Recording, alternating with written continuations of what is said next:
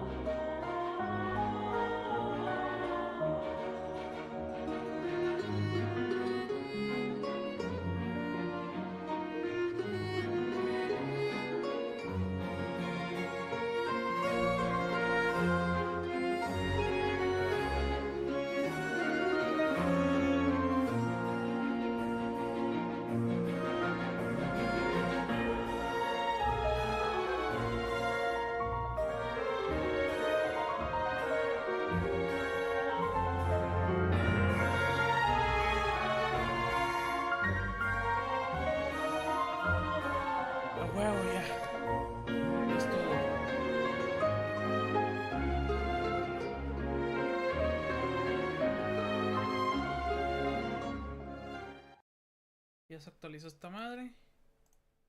Vámonos al juego. Está cargando esta madre.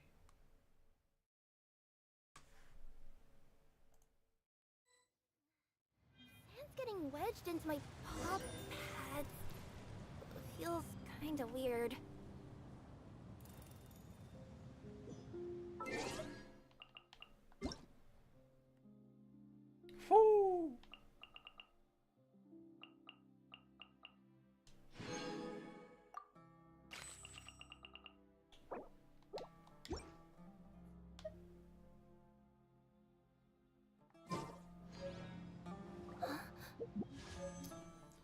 ¿Qué hay?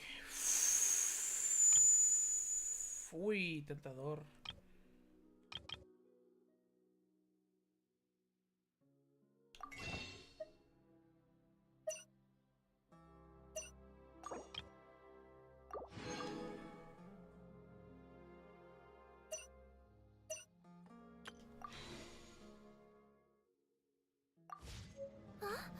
Sobre todo porque quiero sacar los personajes de zona. Domains, guía.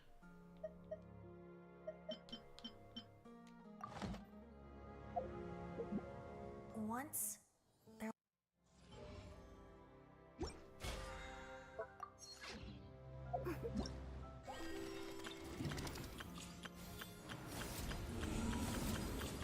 Let the magic begin. Evento permanente. Ah, no mames.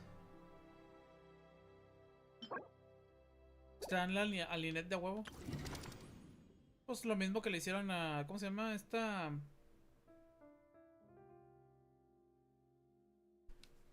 Mismo tratamiento que le hicieron a... Válgame.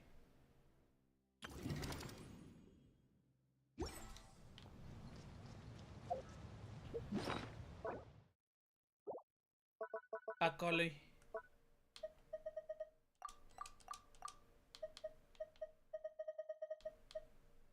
¡Ey! Cake of the Traveler. Use. Qué bonito. Este es el de Inazuma. Está Bonnie.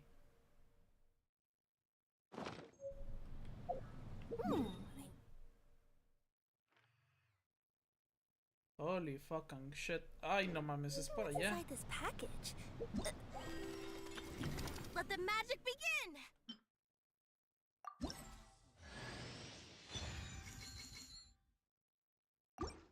Let the magic begin. No peeking at my...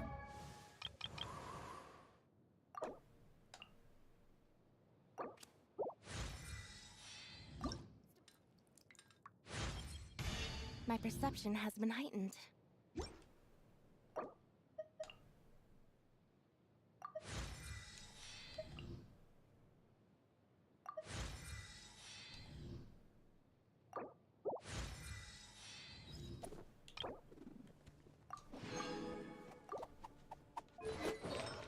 Stuff.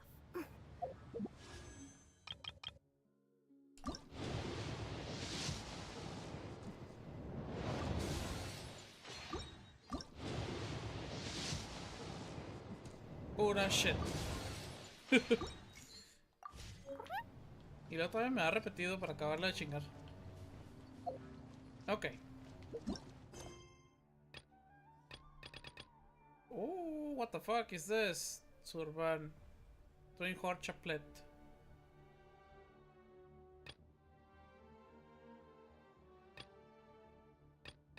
No tengo ni la más mínima idea de esos, pero...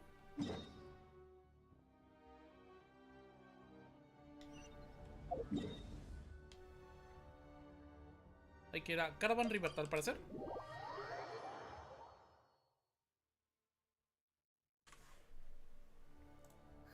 The sunlight feels really cozy. Napping in a tree would be nice. Good old caravan rebut. Now let Paimon think. What were we up to the first time we came here? Oh, Paimon remembers. Nahita's consciousness had been trapped by the doctor, but we followed the clues she left behind to help her. So much time has already passed since then, and it seems Sumeru's changing for the better now that Nahita's in charge, right? Paimon just hopes this peace will last a long time, and then Nahita won't have any more new problems to deal with. Yeah, guess you're right. We somehow always find ourselves right in the thick of it. Who knows what will happen next? Come to think of it, maybe it's all because of you. Maybe you're just a magnet for trouble. ¡Ah! ¿No sería una mala presunción? Huh?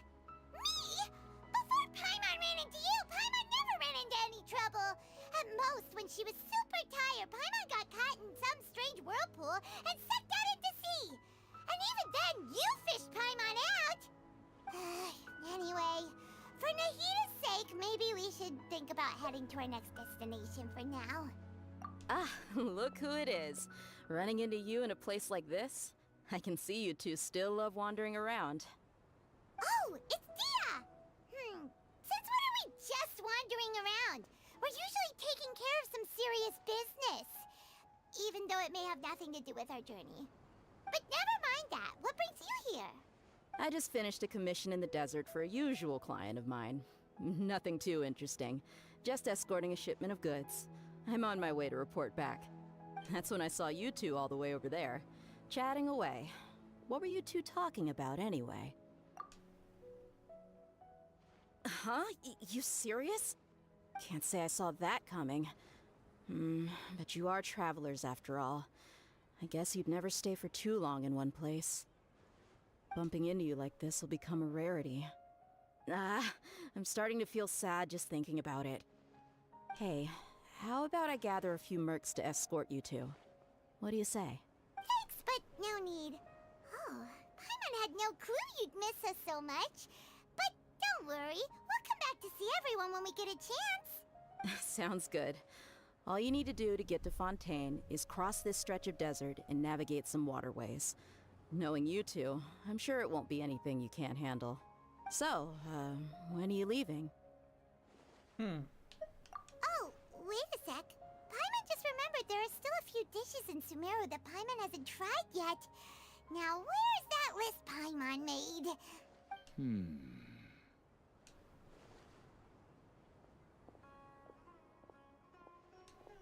I see. Guess you won't be needing a going away party or anything. It's sad enough to see you go like this. Though, now that I think about it, Sumeru wouldn't be what it is today without you. Seems true heroes always prefer leaving quietly. By the way, should we go say bye to Nahida? Oh, good point. Then there's no need to bother her in the real world. Then, I guess this is goodbye for now, Traveler in Paimon. Whether as a client or a friend, you're always welcome to come find me. Goodbye, Dia. Bye-bye, Sumeru.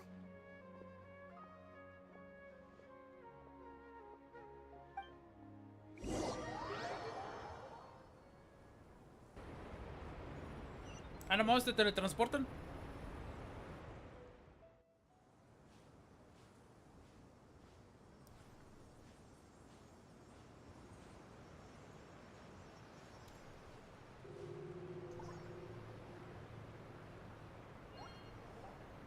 Ooh.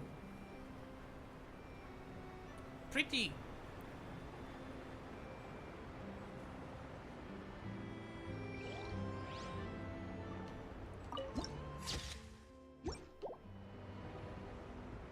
Y ya tengo el waypoint aquí. Ah, cabrón. ¿Cuándo lo saqué? No, te lo ponen, güey. No estaba, no lo tenía agregado. Te lo desbloquean. Let me see.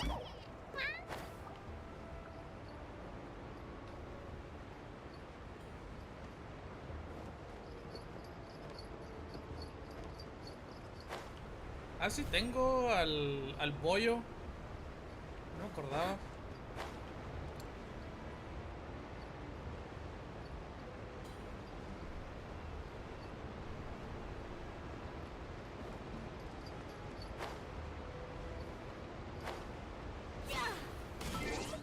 Sí, es cierto, güey, no mames, este no es el equipo de batalla, güey. Este es el de exploración.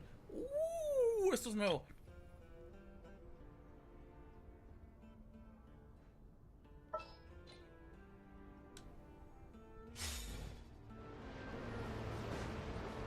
Shine down!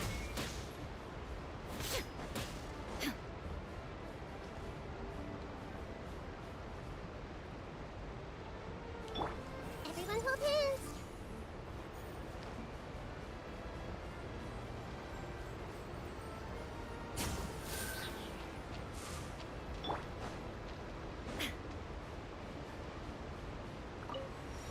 Me imagino que a lo mejor lo tengo que voltear primero con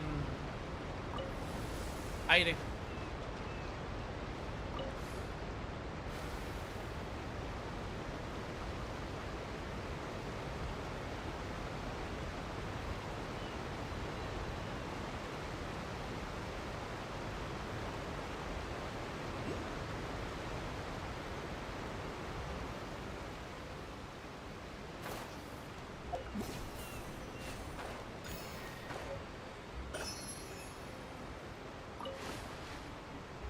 El primer Hidroculus.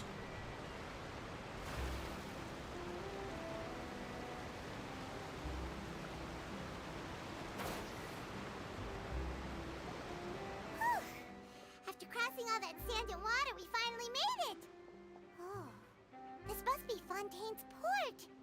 Wow, everything looks so advanced in Fontaine. Paimon's heard that the industry here is extremely developed, and there are all kinds of... Just seeing the sights as a tourist is nice, but maybe it would be better if we found something to do. What do you think? Good idea! Nahida gave us loads of useful information. Seeking out the Seven is probably still our best source for information at this point. Yeah, the more we can learn, the better. So, what do you think the Hydro Archon's like? Will we get along? Nahida said that she has a very unique personality, whatever that means. To learn about a nation's god, start with the nation's people. There seems to be some locals talking over there. Let's go see if we can join the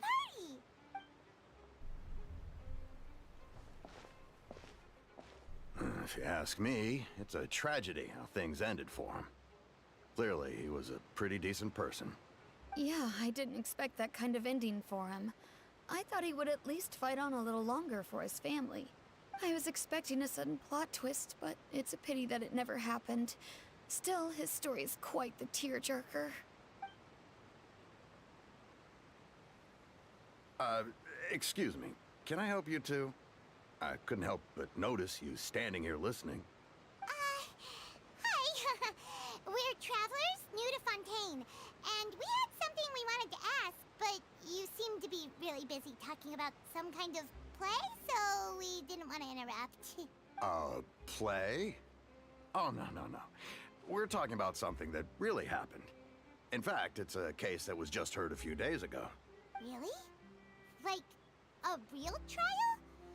But the way you were talking about it and the words you used just now made it sound like some kind of story.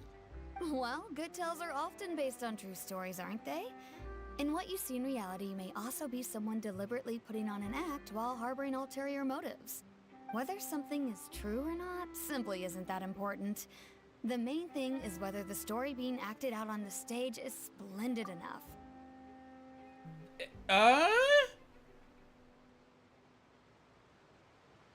Ok, vaya manera de ser desilusionistas. Oh, but it looks like you're not from around here.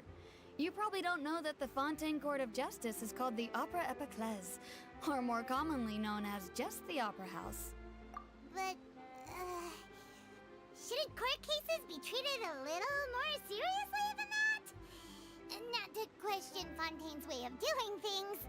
It's just that putting someone on trial is usually a very serious thing. No worries. Other visitors to Fontaine have wondered the same thing. You could say that we just don't want to waste the moving stories behind those cases. And as for your worries about whether the cases are treated with due reverence, we have the absolutely just and honorable Chief Justice Neuvillette, as well as the Oratrice Mécanique d'Analyse Cardinal, a machine created by the Archon. Between the machine and the Chief Justice, false charges and injustice are a thing of the past now. Güey, Oratrice Mécanique d'Analyse Cardinali. Güey, no mames, güey, ¿qué es esto, güey? El castillo de Fischl. Oratrice? Is it some kind of machine, too? Oh, Paimon's curious. We should check it out if we get the chance. Wait, Paimon almost forgot to ask you our question. Do you know what we should do if we want to meet the Hydro Archon? Oh, that's easy. Just go to the Opera House. Lady Farina practically lives there. You could definitely say it's her biggest passion. I think what they mean is that they wish to speak with the Archon personally. In that case, I am afraid it's going to be a tad more difficult. You'll have to make an appointment well in advance, and it'll depend on whether or not she has any time slots available. Huh. Is the Hydro Archon super busy taking care of official stuff? Wait, didn't you say that she's always at the Opera House? No. Lady Farina seldom takes an interest with the nation's affairs. The reason it's difficult to make an appointment is simply because she's incredibly popular. That's right. After all, she is the Archon. Though she may tend to get a little dramatic from time to time, people can't get enough of her. Huh. First time Paimon's ever heard of an Archon being described that way before. Wait! Paimon gets now! The Hydro Archon is kinda like a big celebrity here, right? A ver, un momento. Yeah, I suppose you could say that. Perhaps you could even say our mascot. What the fuck? Hang on. This is still Fontaine's Archon you're talking about. You should show some more respect. Yes, you're right. I guess I should at least try to be a little more respectful in front of visitors. Otherwise, I might get arrested and find myself face to face with Monsieur Neuvillette. Come on. Sure, there's a lot of laws here, but nobody's going to be arrested for saying something disrespectful about the Hydro Archon. True. Alright, I think we get it. Thank you! At least we now know that we can find the Hydro Archon at the Opera House. But who knows how long making an appointment will take? Guess we could have a look around the city in the meantime. Hey! What are you looking over there for? Huh. Maybe something's the matter. She isn't going to jump into the water, is she? Maybe we better go check on her.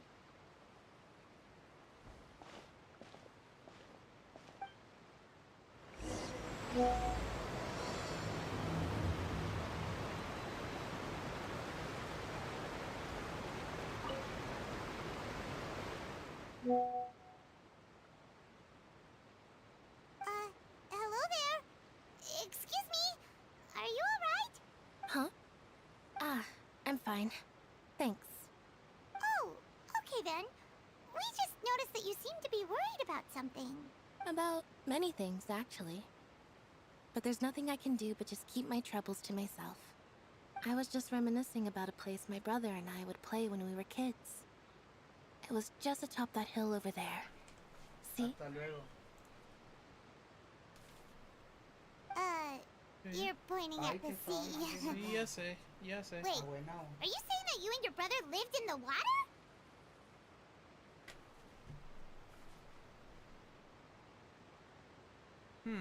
No people call the waters around Fontaine a sea.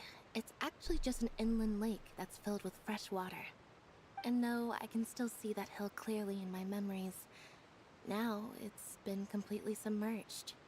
He would skip and jump, tossing sand in the wind. The sun shone brightly, and the air was filled with the scent of the sea. But now, the water is gradually swallowing our memories. It won't be long before it swallows us. Sorry. Paimon doesn't really get what you mean. I don't believe we've had the pleasure of meeting. Are you Lynette's new friends? Oh, and you are? Thanks for looking after my sister. She often comes here to reminisce about our childhood, that's all. There's no need for any concern. Oh, allow me to introduce myself. I'm Linny, and this is my sister Lynette. If I had to guess, I'd say you must be travelers from abroad. Nice to meet you. Paimon is Paimon, and this is the Traveler. We just arrived in Fontaine. We were just talking with your sister. Even though we didn't really get what she was saying. I see. It's unusual for Lynette to be so willing to talk with anyone. In fact, she seldom speaks at all. I'm usually the only one she ever talks to. Oh, really? Then you two are just like us. Paimon's always the one talking for some reason. Ha.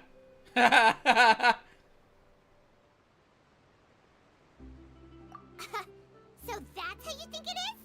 I also think my brother can be too talkative at times. Seems you were right, Paimon. We are quite similar. So, what did Lynette mean just now when she said that the water is engulfing your memories? And that it won't be long before it engulfs you too? Oh, that. It's from a prophecy that's been circulating in Fontaine for some time now. Well, I suppose prophecy isn't exactly the right word, because that implies a certain amount of uncertainty. There's no doubt about what's happening in Fontaine now. Where to begin? Let's put that question on hold for a moment. We still haven't formally greeted each other yet, have we? Did all the introductions earlier not count? Hello, traveler.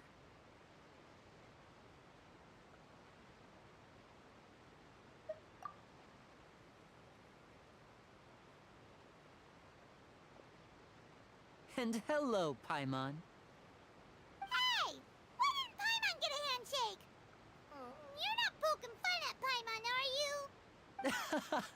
Please, don't take offense. Just consider it a sort of etiquette we have here in Fontaine when making new friends. You should remember it. It might prove useful. Oh, alright then. Well, Paimon's just happy to have a local friend now. By the way, we were just getting ready to go to the Opera House to meet the Hydro Archon. Would you be able to show us the way? So you're going to see Lady Farina? No problem at all. In fact, I was planning to go to the Opera House later myself. I'll gladly take you once I finish things here. Please, Tiene follow me. exactamente la misma actitud que Kaya. I don't like this shit.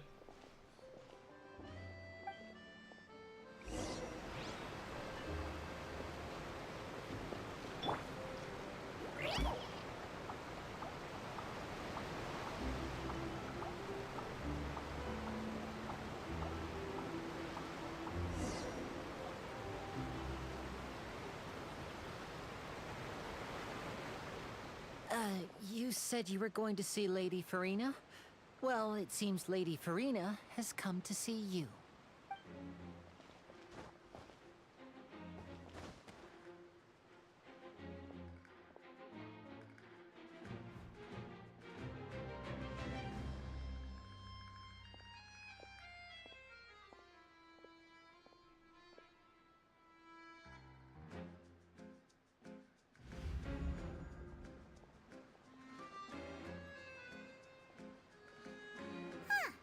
So, she's the Hydro Archon? But how did she know we were looking for her? My dear people, rich and poor, those with cup in hand and those with nothing at all, raise your glasses in celebration. If you don't have one, then just raise your hand in lieu.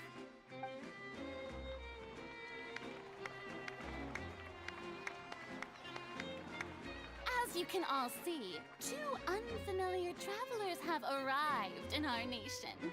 Come, let us make a toast in honor of this traveler and her companion, who have journeyed here from distant lands.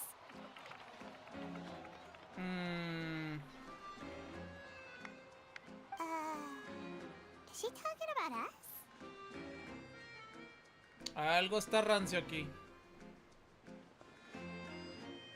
I've long heard of the turmoil and chaos you've left in your wake as you visited other nations.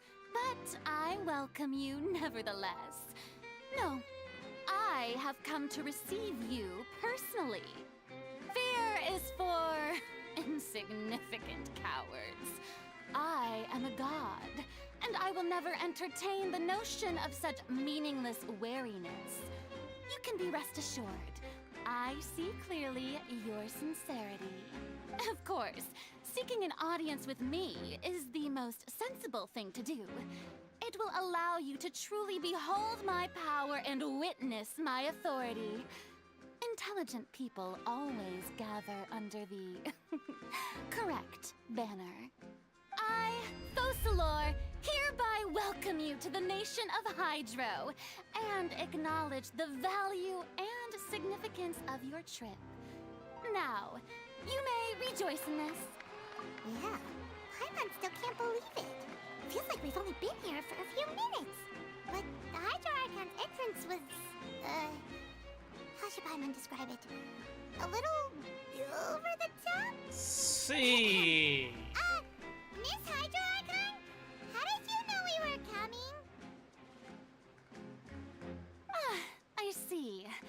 As Outlanders, you inevitably lack even some of the most basic understanding. Don't forget that even the gods can be divided into the mediocre and the excellent. I suppose it's only natural for you to be awestruck by my abilities. You had best stop and consider. Do you really have the noble qualities and etiquette necessary to communicate with a god? All it takes is a flick of my finger for me to know everything about you. Un espía. Talk about sounding high and mighty. Oh? What's with these looks? Perhaps the welcoming ceremony still... Is she waiting for us to start talking? Wow, I didn't expect to see Lady Farina. Wait, does this mean they're the legendary blonde traveler? Hey, what's all the commotion? Oh, is that Lady Farina? Of course. That's the blonde traveler. The one all those stories are about. Ooh, I've got to see this. You may consider this my reward to all of you. Now she wants to fight? Aren't we getting a little ahead of ourselves?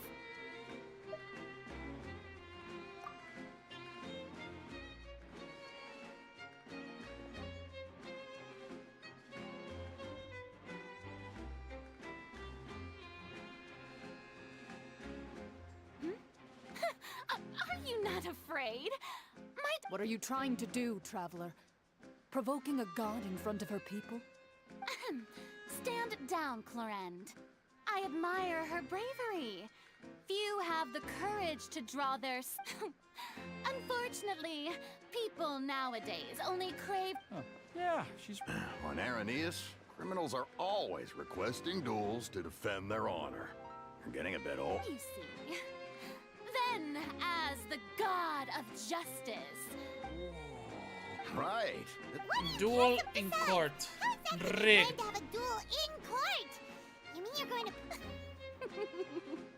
Oh, according to Fontaine law, no one is permitted to release any flying objects within Fontaine city limits during the first 3 days of each month. Oh, so that's what they've done. You call that obvious? What kind of law is that? Wait, flying object? You mean Paimon? Precisely! Now, if you two have no objection... My apologies, Lady Farina. I don't mean to spoil the... I don't think that Paimon here meets the definition of a flying object. You tell her, Linny! Finally someone who's not crazy. How could anyone call Paimon a flying object? Ah, great magician, Linny. My... As a magician who just rained on your parade, I naturally should shoulder the responsibility of saving the show. So, with such an audience gathered here, allow me...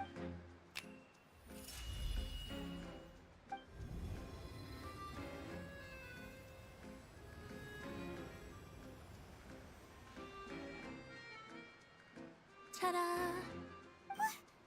What's that on Paimon's back? Hey, when did you do that?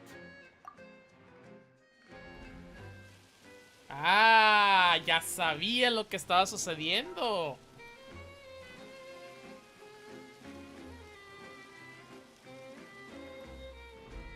There.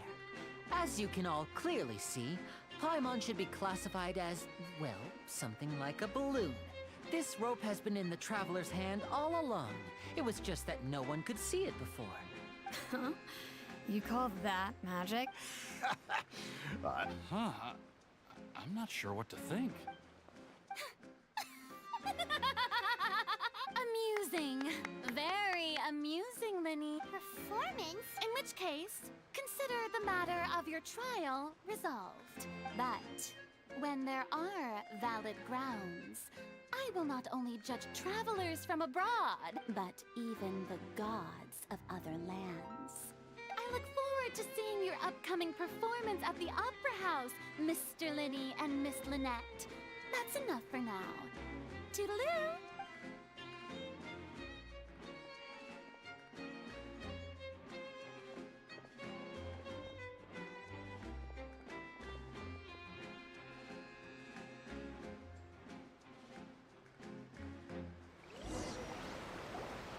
And just like that, she's gone.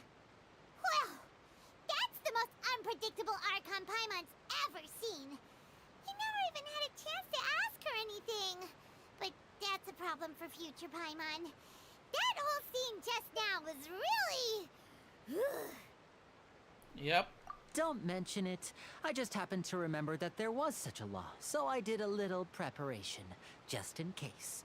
I didn't think it would actually come in handy. So, now do you see what kind of god Lady Farina is? She can be a bit confusing at times, but she is still amenable to reason.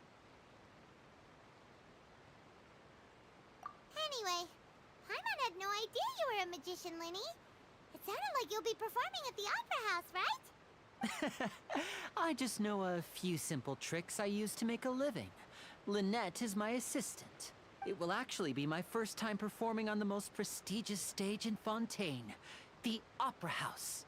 But isn't the Opera House where criminal trials are held in Fontaine? When there are no public trials being held, the Opera House hosts a variety of other performances. To the people of Fontaine, the line between a trial and a performance can be a little blurred. A little? And speaking of performances, I would be remiss to forego this opportunity gifted by fate. Might I invite the two of you to see my performance? My brother's always excited to make new friends. Oh, sure.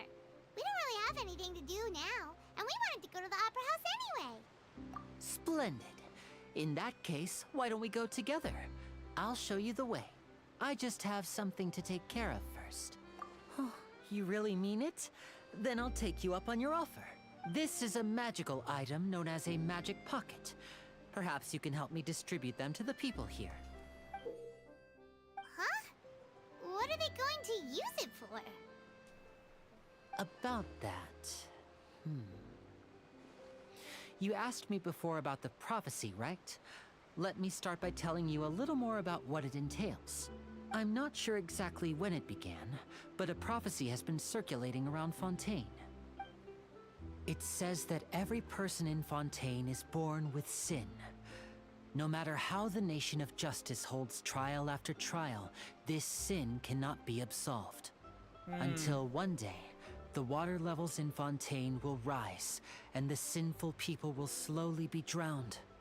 In the end, the people will all be dissolved into the waters, and only the Hydro Archon will remain, weeping on her throne. Only then will the sins of the people of Fontaine be washed away. That sounds pretty gloomy. Why are people in Fontaine born with sin? What is that supposed to mean? There are lots of guesses. Some say that the ancestors of Fontaine stole the power of the seas and stirred its wrath. Others say that the people of Fontaine never heeded the first Hydro Archon's warnings and offended Celestia. But here in Fontaine, evidence is what matters. There hasn't been concrete evidence for any of these claims, so they can only be regarded as conjecture. If even the people in Fontaine don't know what sin they committed, wouldn't it be better just to ignore the prophecy completely? Why bother feeling guilty all the time? That's exactly what the people did at first. But in the last few years, the water levels in Fontaine have actually started rising. Many places have already been completely submerged, and now lie beneath the sea. Many people carry on with their lives as before and shrug it off as a natural phenomenon. But my family and I think that the people of Fontaine shouldn't ignore the possibility, which would end up sentencing them to death. We hope that at least the people who reside near the waterfront can move away before it's too late. So, we've started distributing magic pockets to them. As a magical item, these magic pockets have astonishing capacity. I'm sure they will come in handy when people are moving their belongings. Oh, Paimon gets it! It's like preparing for a rainy day! But... Perhaps only absolute power could ever contend with such a catastrophe. But who knows? We're just tiny specks in the grand scheme of things. Now, if you'd like to help, then please give these magic pockets to anyone nearby. Be sure to convince them to take it, regardless of what they say.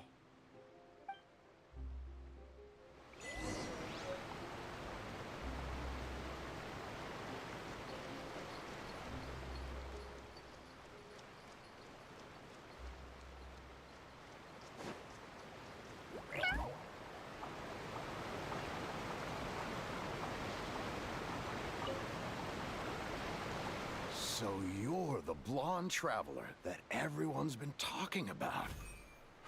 My apologies for not recognizing you earlier. Oh, a magic pocket? Seems you really thought of everything. I guess it's better to prepare for the worst and hope for the best. Thanks. Please, also thank the magician on my behalf when you get the chance.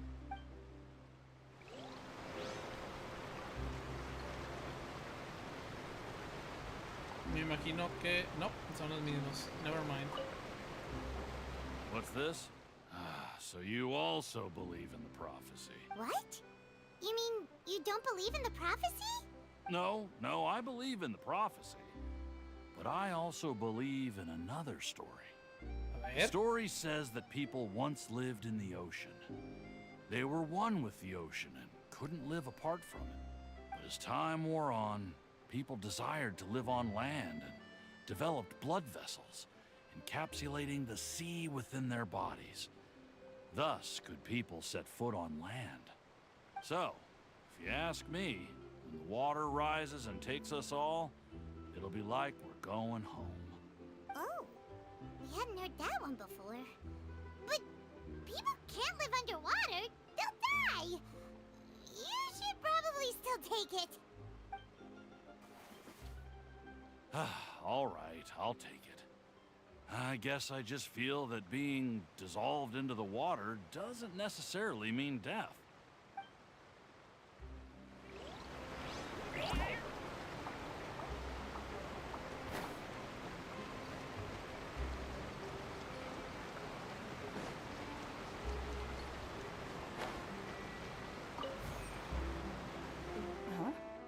I don't want that thing. Way I see it, if the prophecy's true, it's still gonna be a long time before the water can cover everything. Life is all about living in the moment. What use is there in worrying about the future all the time? We'll cross that bridge when we get to it. You should still take it. You never know when it'll come in handy. Oh, all right, fine. Thanks. It's just that if I start moving, that means I've already given up on the life I have now. I'd really rather not. Pero lo puedes usar para otras cosas, no significa que lo puedes usar nada más específicamente para eso, así que... Oh, you already handed out all of the magic pockets? That was fast. So, what did people have to say? Yes, but that will change once disaster strikes. I know they'll change their minds, so it's only right to help them prepare. Is there anything else you need to do before we leave? Yes, one last thing. I have the magic pockets made by a workshop in the court of Fontaine. Since we're out and about, I was thinking about bringing him some more materials. So, you want to collect materials? Just tell us what the materials look like and we'll help. Many hands make light work. Oh, that would be much appreciated. We'll need some Romaritime flowers. I remember seeing them near the waterfront on the east side of the harbor.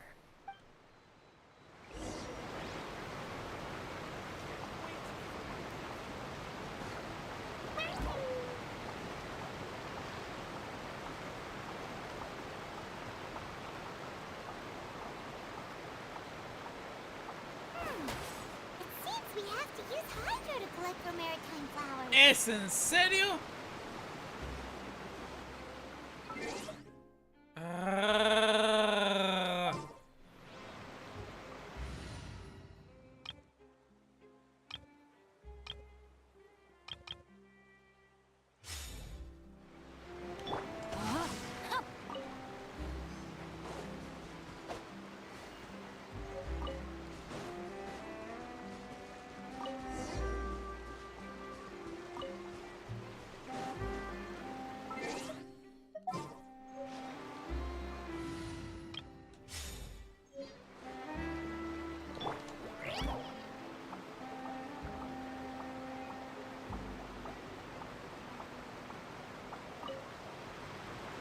You made quick work of that. I can tell you're an experienced traveler.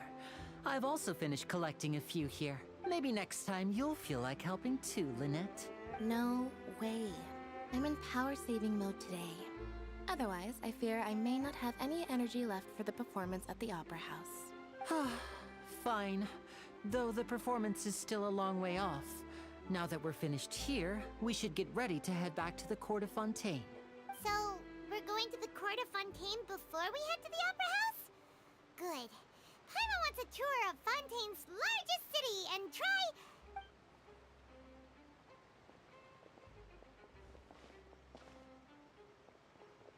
Wait, shh. Have you noticed that person over there? The young girl.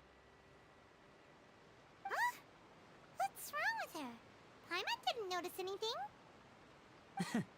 She's obviously a thief. Magicians and thieves practice similar methods.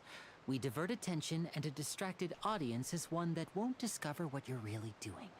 Watch her movements carefully.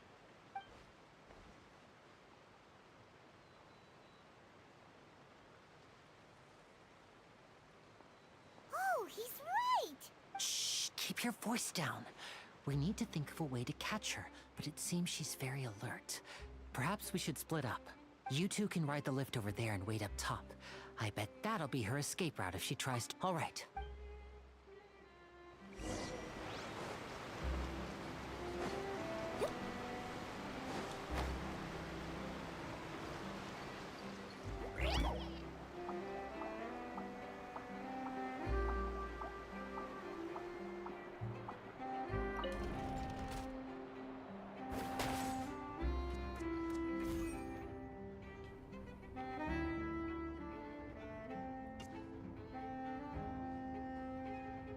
Yo pensé que se estaba moviendo esta madre, pero los está moviendo nomás las de estas.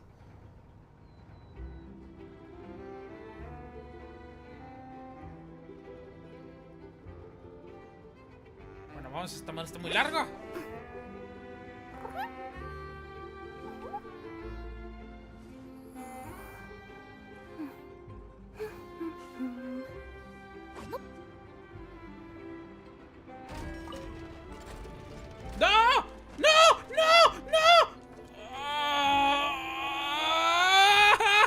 ¡Hacen eso!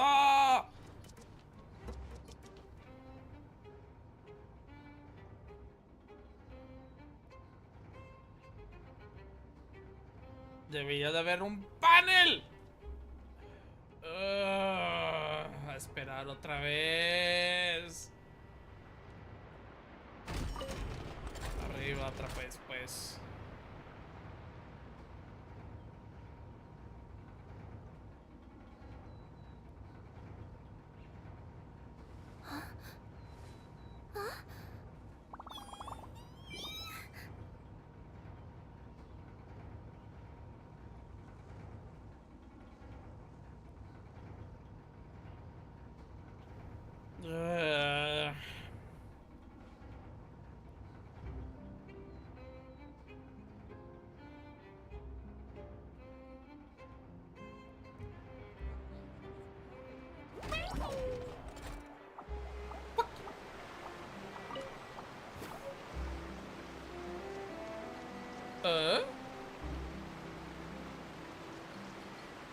¡Anda jodidos!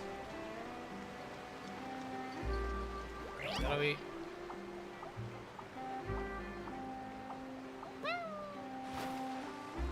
Fuck.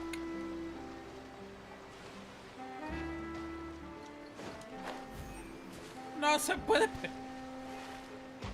Fuck you. Ok. Vale, pues.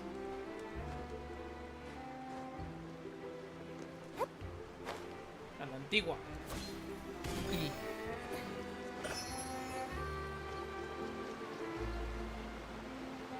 This is the spot where Linny wanted us to wait. Oh, look! Isn't that her?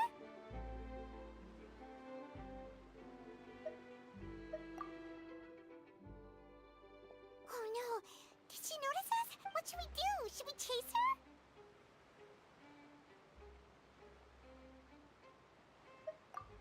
You're right. She might also be trying to lure us away. Nothing's happened for a while now. Paimon wonders if Linny caught the thief. Yeah, let's go. How long will it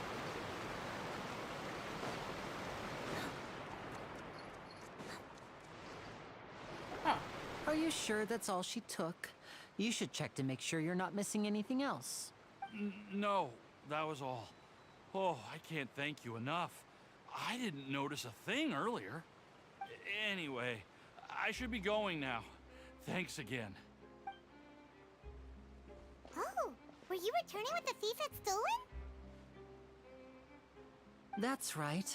Pity I wasn't able to catch her. She distracted me by dropping the thing she stole on the ground. By the time I looked back, she was already gone. I saw the general direction she went, but Linny twisted his ankle, and I needed to make sure he was okay. Oh, did you get hurt, Linny? I'll be all right. It's just a twisted ankle, that's all. In fact, it's feeling better already. If you want to play at being a hero, at least try not to get hurt doing it. Imagine what would happen if you managed to derail our performance as a result. You're right, you're right. I have to admit that the thief was even more skilled than I had anticipated. But at least we were able to get the stolen items back, so it wasn't a complete failure. What a slippery little thief. Guess things turned out all right in the end, though. Linny's initiative paid off! All right, let's put this little detour behind us. We should go to the Court of Fontaine now.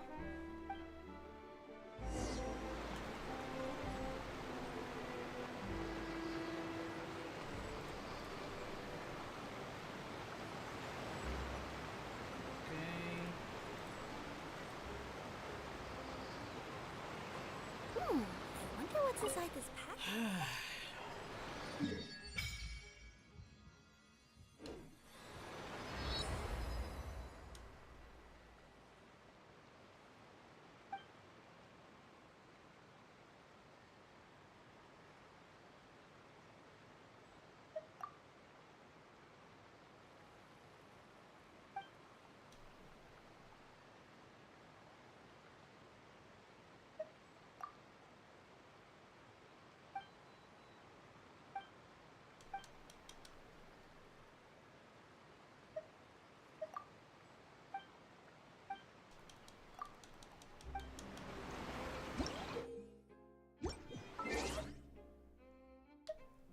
Party setup.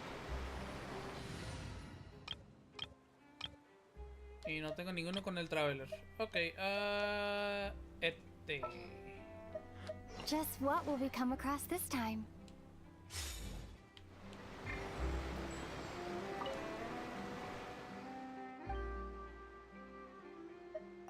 Resonar con Hydro.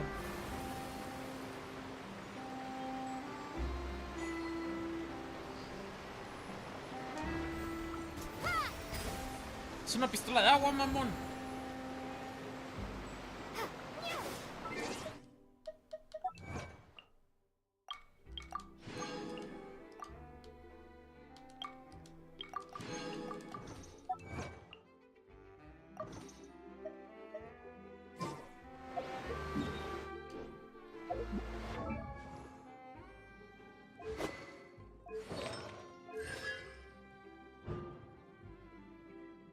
Source water droplet.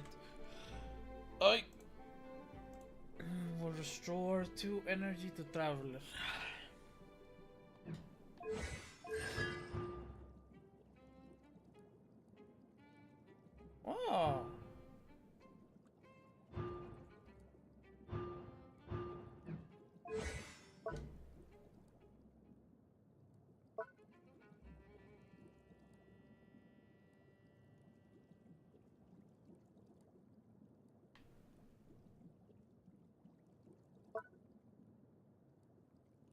Slow moving, floating bubble that deals continuous hydro damage to nearby opponents.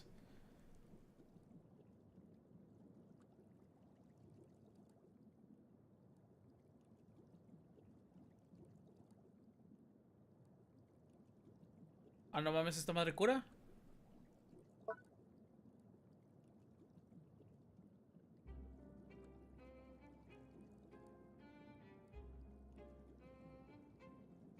The HP that has been consumed via sufficient while using the hold mode consumed.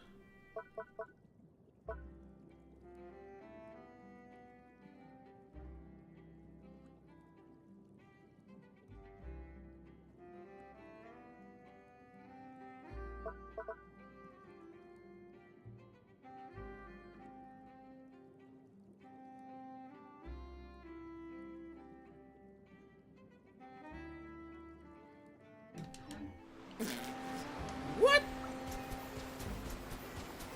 Oh, no mames, ¿qué pedo?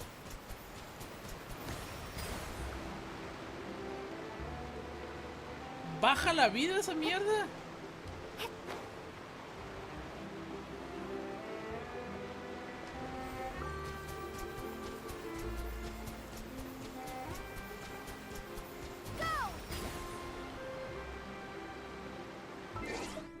Está raro.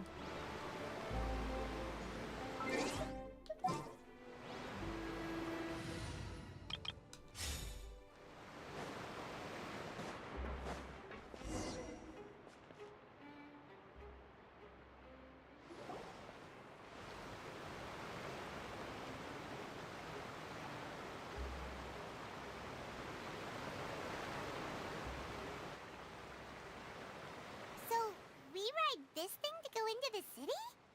What an ingenious way to get around! People in Fontaine really know how to use water! This is an aqua bus. It allows people to travel between several key locations around Fontaine. It's pretty convenient, but the ride can become a little dull after a while. The scenery is always the same. That's why it's better to travel with friends.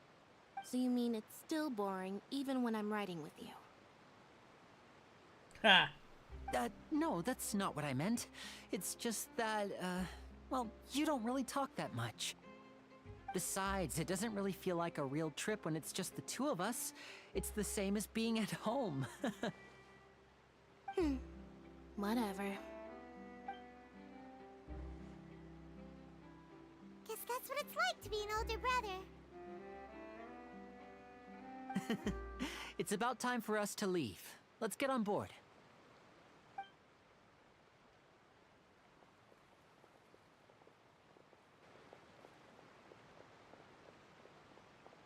¡Oh! Mira nomás.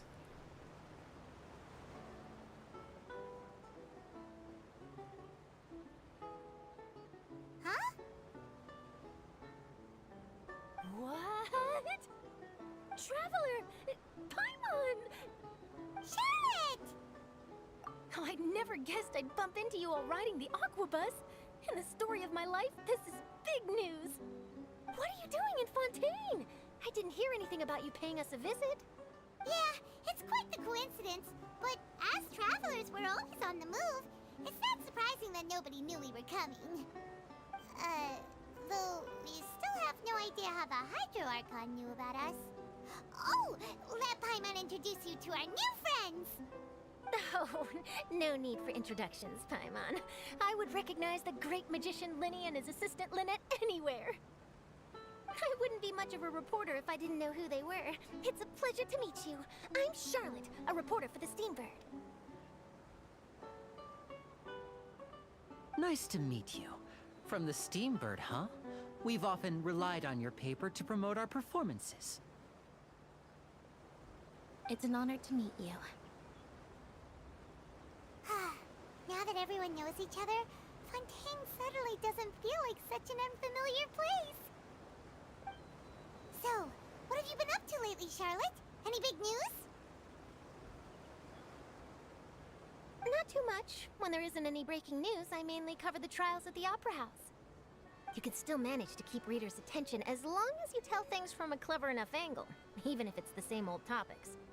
For example, reporting on how a scammer once deceived vulnerable girls into relationships, or how a financial criminal was once so poor that they ate a single piece of bread for 5 days.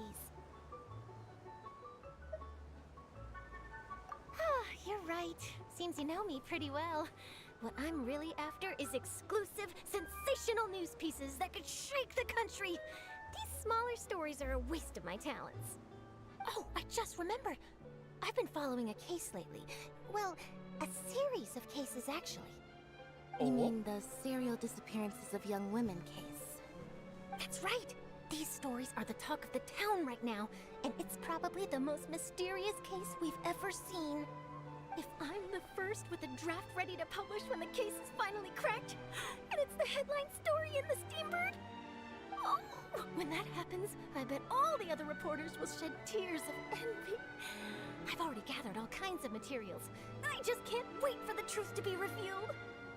So, what is the serial disappearances of young women case? You mean the culprit hasn't been found? That's right. The first missing girl case happened almost 20 years ago. Oh, and shit. Ever since, after a period of time, another girl disappears. What the cases have in common is that the girls are all of a similar age, and that they've all vanished without a trace. But the scariest part is that to this day, none of the girls have ever been found. Many suspects have been arrested over the years in connection with this case, but shortly after each arrest, another disappearance would always happen.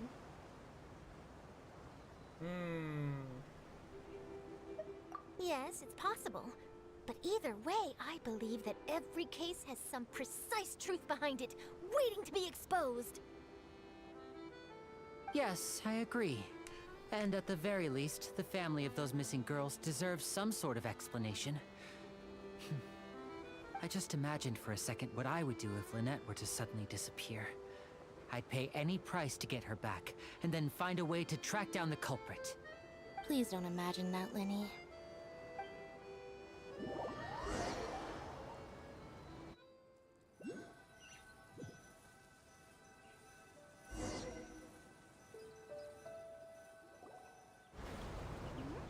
Hey, we're almost there! Look!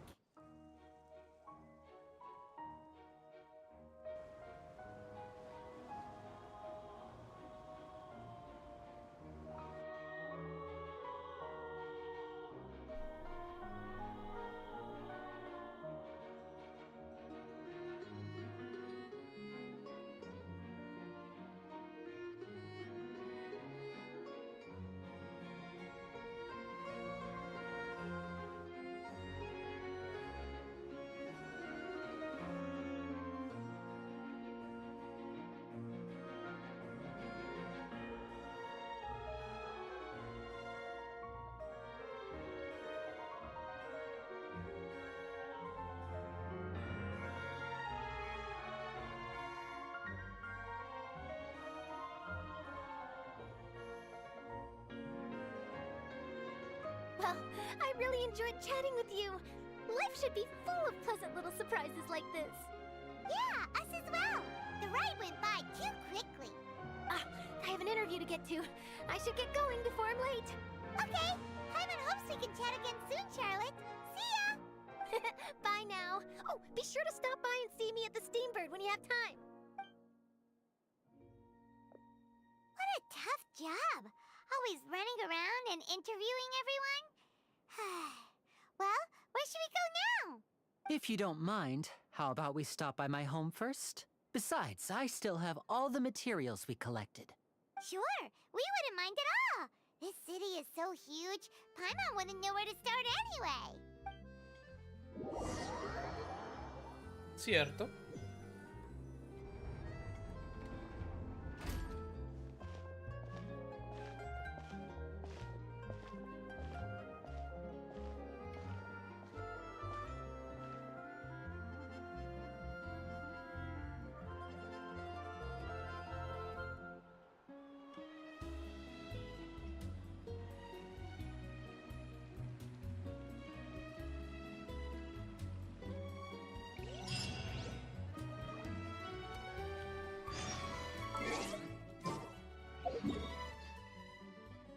hay una estatua del 7 aquí. Justamente para allá atrás.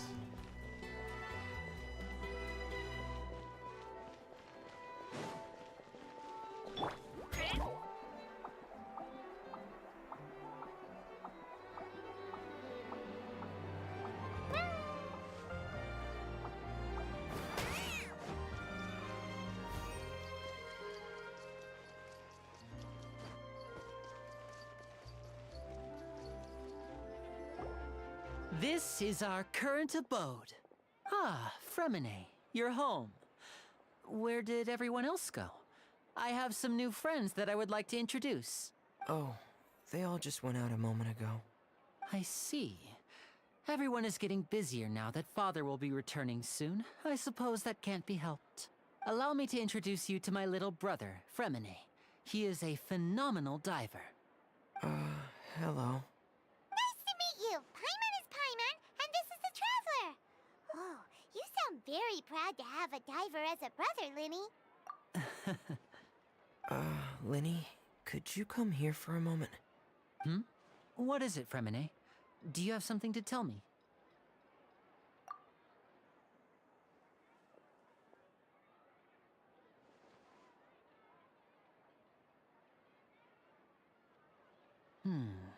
Okay, I see. Is everything all right? Oh, it's nothing. We were just discussing a little housework. Sorry for the interruption. Oh, before I forget, the Traveler and I collected more materials to make magic pockets. Were you able to get any, Fremine? Yes, I went diving and gathered lots of materials. I was about to give them to you. That's our Fremine, always quick with the underwater work. All right, I'll take these to the workshop.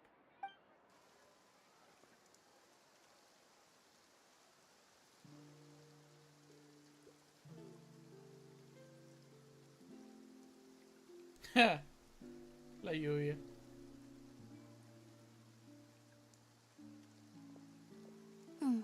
Looks like rain. Oh, you're right. But wasn't it clear and sunny just a moment ago? Fontaine's weather sure is weird. No. I'm afraid that's Momento. just how it is here. It often rains on days where there are trials being held in the Opera House, but don't worry, it'll clear up soon enough. Así de que no, wait a moment, güey.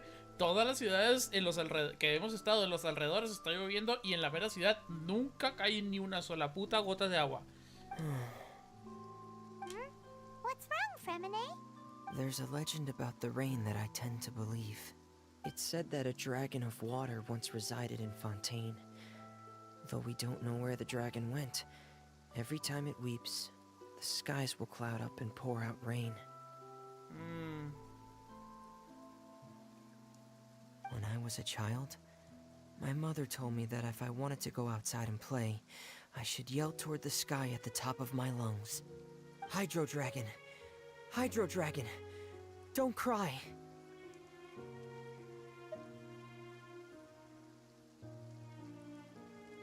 If it's an elemental dragon, then having the power to make it rain wouldn't be very unusual.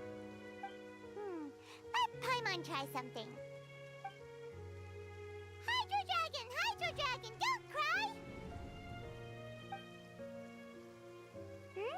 cry! Doesn't seem to be of any use. It is just a legend after all. You know, you might be a more popular magician if you understood the concept of romanticism. Or could at least play along. Ha! Sorry, it might be because we've never met the Hydro Dragon. Perhaps it can't be comforted by the words of strangers. Touché. It rained for longer than I suspected. Oh, it's already getting late. Was there something you needed to do, Linny? Yeah, some preparations for the show at the Opera House. I need to find a way to catch the last aqua bus of the day. On the day of the performance, just ride the aqua bus to the island of Araneus. I'll have Lynette meet you at the fountain in front of the Opera House. Oh, are you leaving now? What is it, Fremine? I'm in a hurry. Oh, I get it. You feel nervous delivering the materials for the magic pockets, is that it? Perhaps we could trouble the traveler to help us take these materials to the Beaumont workshop and deliver them to the owner there? I'm afraid that Fremine can be quite introverted, and the boss there tends to be pretty talkative. Fremine has always been a little afraid of her. No trouble at all. Don't worry, we're on the case. Sorry for the inconvenience. I'm quite useless when it comes to such tasks. I'll think of a way to make it up to you. Oh, no need. This will be a walk in the park for us. Touché. Ahora, ¿cómo llego?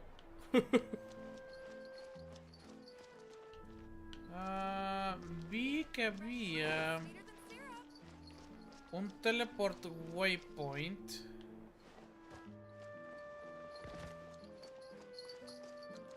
No, es que no sé dónde.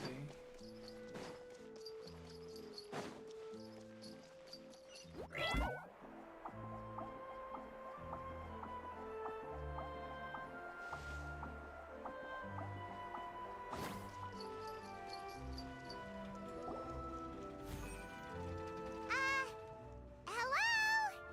Is there anyone here?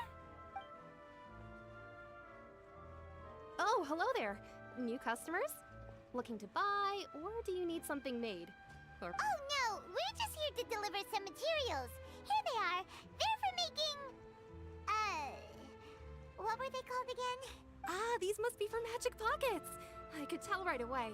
I've already made several orders worth now. No need. They've already prepaid several batches worth. When they told me what they'd be using them for, I even offered them a discount. But they insisted on paying the full amount, saying that I had a business to run. It seems both their hearts and their pockets are made of gold. Whoa. So, is Linny actually loaded? I can't say for sure, but who knows? Maybe there's good money to be made being a magician in Fontaine. Hey! Is this machine what you use to make stuff here? It looks really advanced. No. Y recuerdo algo que dijo muy importante. Algo que Lini dijo muy importante. Los ladrones y los magos usan técnicas muy similares. Hay algo turbio ahí. Why use your hands when a machine can do the work? It would be a waste not to use the latest technology. And wasting is a kind of crime. But where does a big machine like that get its power from? Well, it's a little complicated. I'm not sure I can put it in layman's terms for you, but basically, everything we usually use here in the city is powered by indemnitium. It's a type of energy that's produced from trials. Wait, what? Huh? How can trials produce energy? Well, I'm not completely sure of all the details myself, but basically, when a trial is in session, the Oratrice Mécanique d'Analyse Cardinale harvests people's belief in justice and converts it into energy to be used. So that's what its other function is? Paimon heard that the Oratrice was created by the Archon to make judgments. But Paimon still doesn't get it. How could something unreliable like people's beliefs be turned into a stable power source for these machines? Oh, yeah! So that means the Hydro Archon relies on the machine to take the energy created by belief and turn it into power for all of Fontaine, right?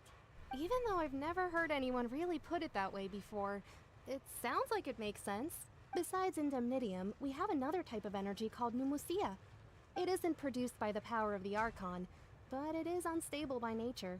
Even now, it still cannot be widely used by civilians. I thought I'd find you hard at work, but here you are chatting the day away. Since you're already talking, I'm sure you wouldn't mind a few words with me. You again? Didn't I already promise you that I'd have the more I owe to Confrérie of Cabriere by next month? Why are you hounding me now? Yeah, but how do we know that you won't go running off by the end of this month? I want 50% today. Wait, no? 70%. Huh? You... Seems business isn't so great for the workshop. We've already finished our job and delivered the materials. Hey, hold on. Before you go around trying to collect payments, why don't you settle Fucking your child. own debts first? If Confrérie of Cabriere wants to poach clients from Northland Bank, that's fine. but I'm afraid you still owe the bank a hefty sum of mora. So why don't we work things out between us first, before you get back to your little conversation here? Fuck you. You're from Northland Bank. But we said we'll pay everything we owe next month. Why are you hounding me now? Ándale, güey. Traveler, Paimon! I didn't think I'd run into you here in Fontaine. What are the chances? We're surprised to see you too. What are you doing here in Fontaine? You didn't want to stay in Snezhnaya? Long story short, I've already been in Fontaine for some time now, and honestly, things have been pretty boring. But it seems that fate brought our paths together today. Not only will I have some good friends here now, but ones who always seem to find trouble. Either way you look at it, it seems things are going to get a lot more interesting now. Pretty sure we'd want to avoid anything that you'd find interesting. Besides, our trip here has gone pretty well so far. Right, Traveler? Hey, you, Northland Bank boy. Aren't you forgetting something? Don't interrupt. It's not often I run into the Traveler like this. Why don't you wait for me over there for a while? You kidding? Aren't you the one looking for us? You really expect us to sit and twiddle our thumbs while you catch up with your friends? Listen to me, boy. If you want your mora, fine. Why don't you come and take it? Hey, I just said not to interrupt. Oh, by the way, Traveler, the last time I took Tonya and Tusser ice fishing, Tusser said, Hey! That's way over the line! All right, boys, let's see who has to pay up now!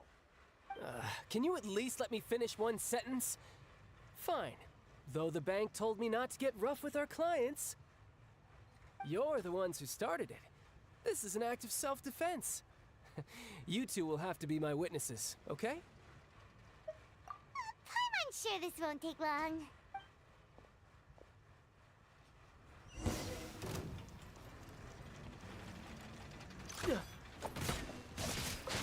Shouldn't let your guard down.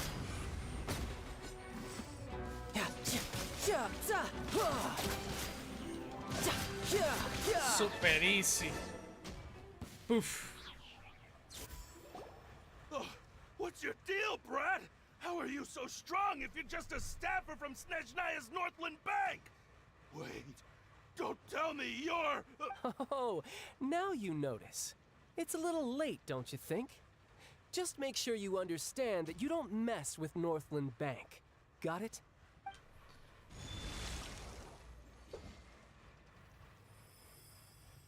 Huh? Now's my chance!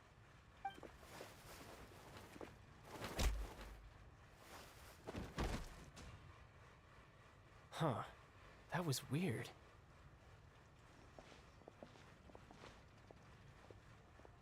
I'm not sure.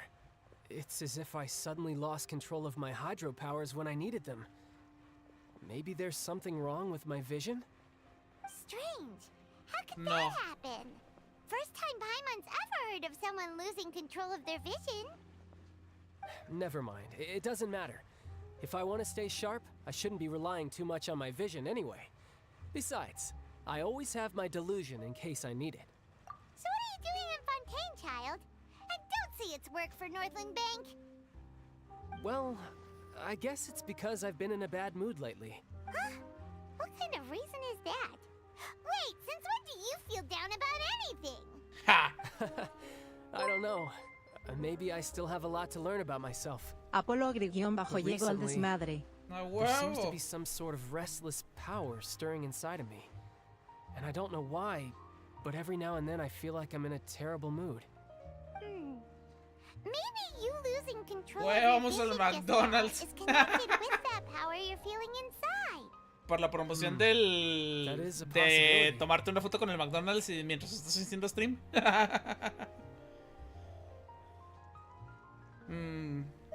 I can't remember if I ever mentioned it before, but when I was 14, I fell into some unknown abyss. Oh, what It the was fuck? during that time I learned nearly all of my abilities. The one who took me under her wing and taught me was named Skirk. She was always quiet and very mysterious. Nobody knew where she came from or what she had been through, and she was always very strict when teaching me combat techniques. One time, I asked her why she was willing to take me on as an apprentice, From what I could make of her answer, it was because I had awakened it, and traces of it remained on me. She said that all my combat training would be useful in the future. But what is it? What did you awaken? She never explained that, but my guess is that it's related to a dream I saw when I had just fallen into that abyss. In my dream, I was in the deepest depths of the sea, and the boundless seabed was all around me. But in front of me appeared a whale that was so massive, I felt like I couldn't breathe. A whale? Oh, that sounds familiar! When we fought against you before, you summoned a huge whale that seemed to leap at us. Is that the one? Cierto.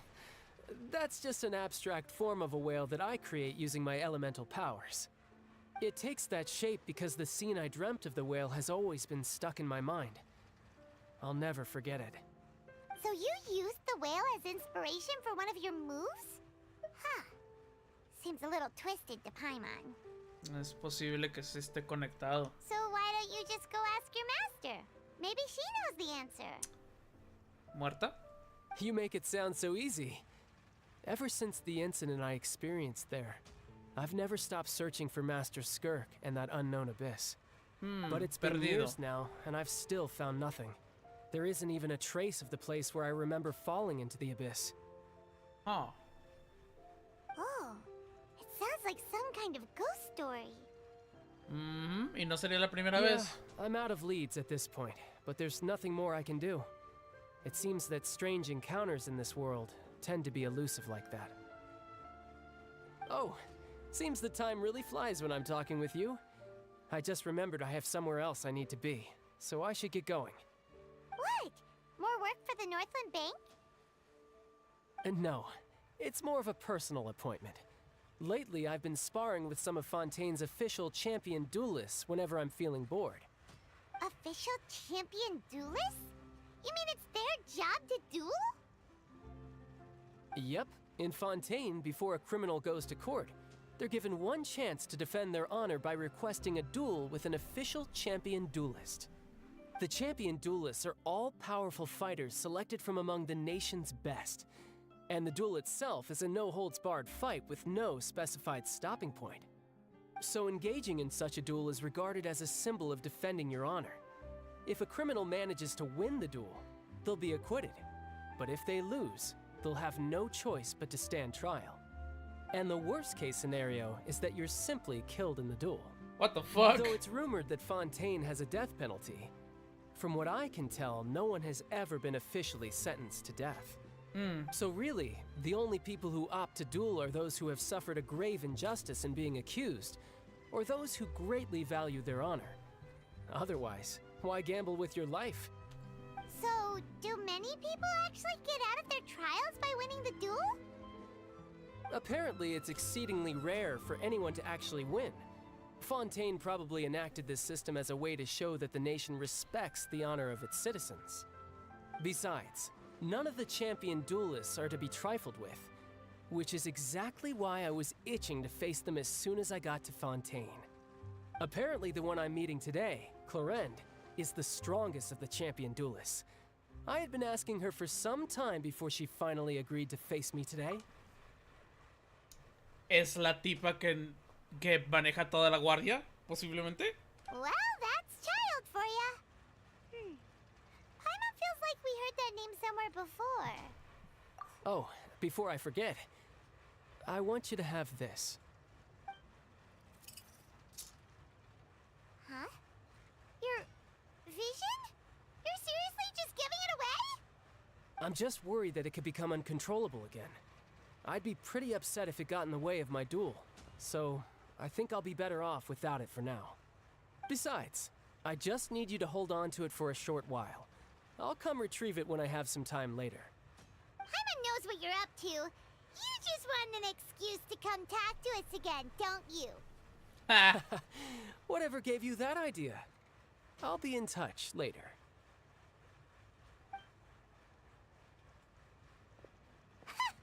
That sneaky guy. He said he's been feeling down lately, but he seemed the same as ever to Paimon. Well, Seems we don't have much to do for now. We might as well walk around and see the city before Lenny's performance.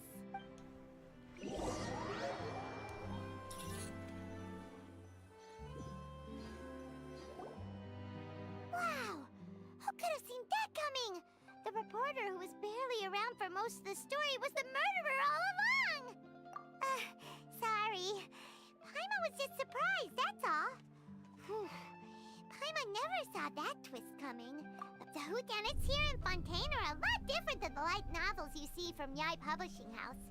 Both have their merits, but Paimon thinks this style of novels are more, well, novel. It's so exciting to reach the moment when the mystery is uncovered, especially in the one Paimon was just reading. You should buy a copy and read it too. Oh, sorry about that. Paimon will be more careful next time. Hey, shouldn't we be heading to the Opera House to see Lenny's performance soon? It's almost time for the show to start, so we... Lenny said that the Opera House is on Aeneas, so let's go ride the Aquabus! Wait, what the fuck was that?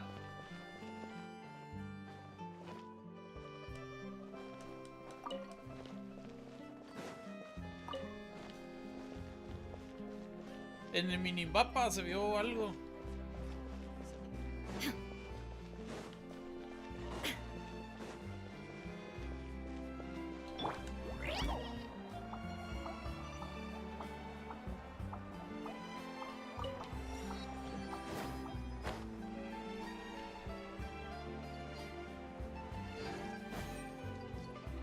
Steambird.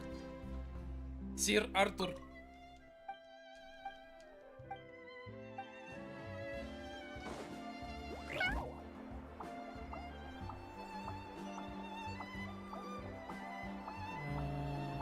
¿Será eso un elevador?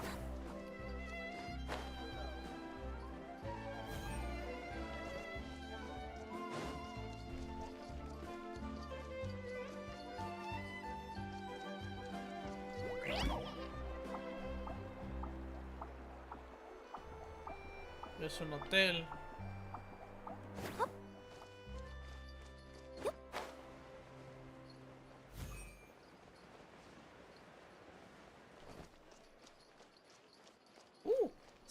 Spin Crystal.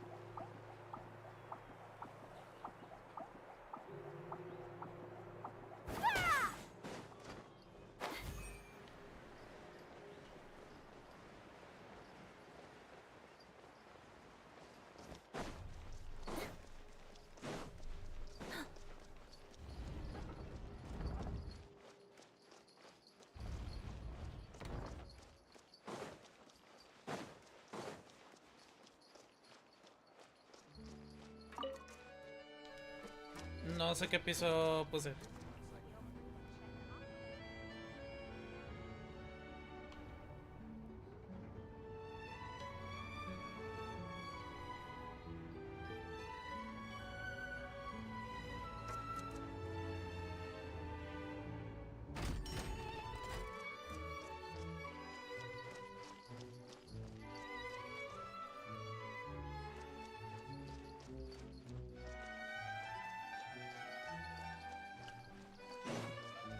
Bueno, para el caso. Necesito el minimapa.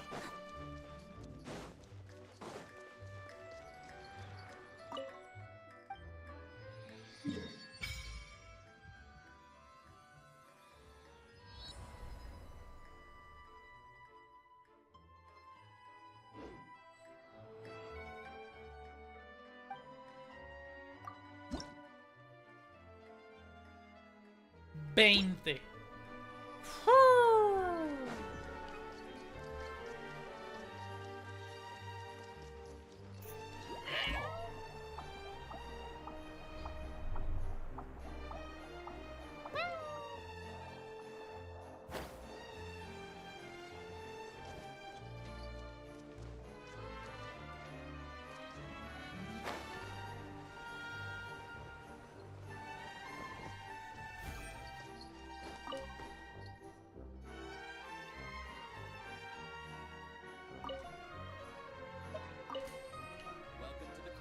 Fontaine. Please watch your step. Excuse me?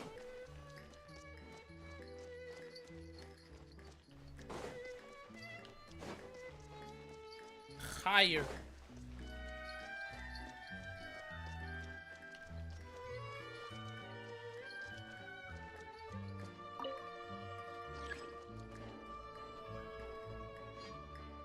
Welcome to the court of Fontaine. Please watch your step.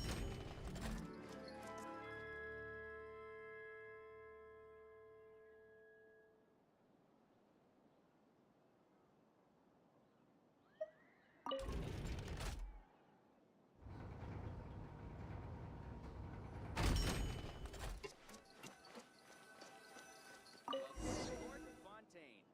Please watch your step.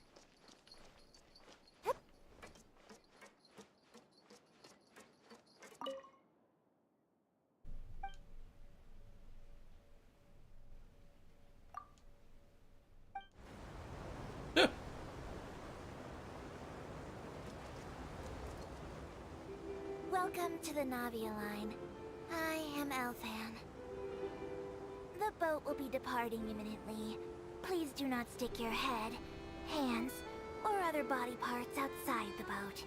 The Aquabus operator is not responsible for any accidents or injuries resulting from doing so. Also, please remember to buy the Steambird, though I don't read it myself. The destination of the current tour is Arenias. Points of interest worth visiting include the Fountain of Lucine and the Opera Epiclese. If you look to the left in the direction we are currently traveling, you will see the famous Fontaine Research Institute up in the sky. An experiment gone wrong turned new sightseeing opportunity. Human ingenuity truly is a wondrous thing.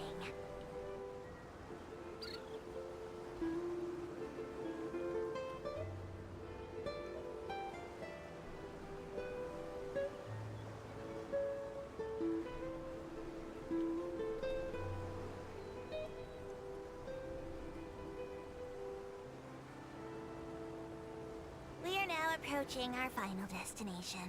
Please be sure to bring all your personal belongings with you as you disembark. Even though I will take any forgotten items to the lost and found, the paperwork is rather annoying, as Melusine hands are not suitable for grasping pens. Please be careful when disembarking. It has been my honor to be your tour guide this trip. Thank you.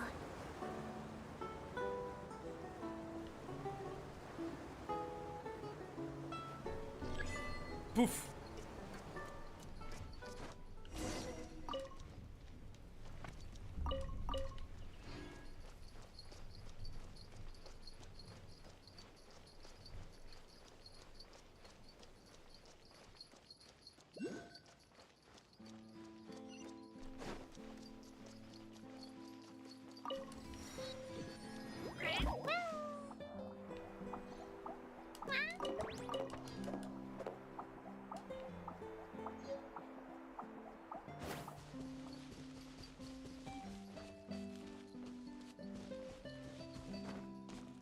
Yep.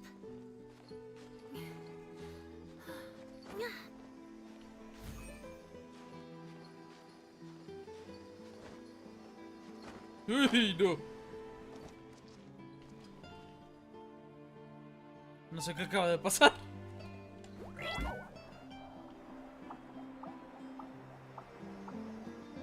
¡No! ¿Es en serio?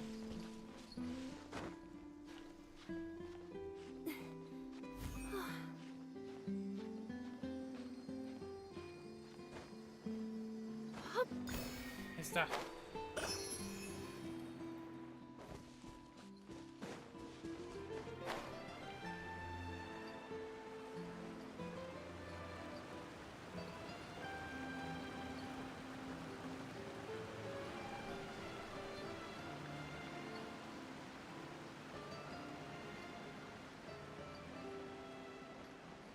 ¿Eso ahí es como un boss?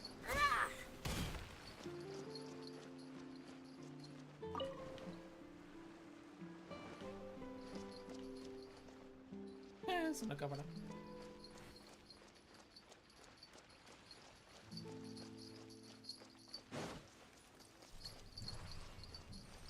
Nice. Están bailando, no sé qué es.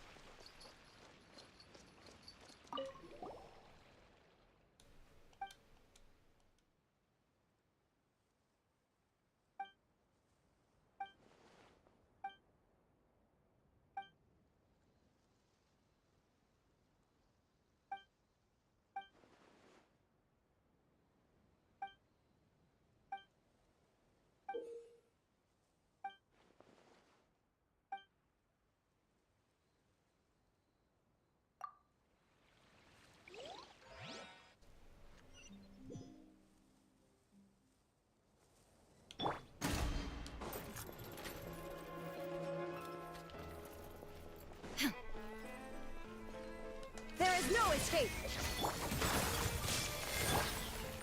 That delivery!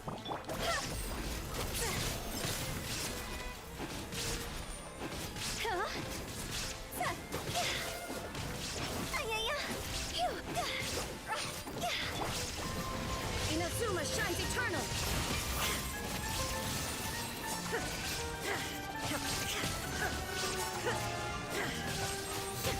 Touched.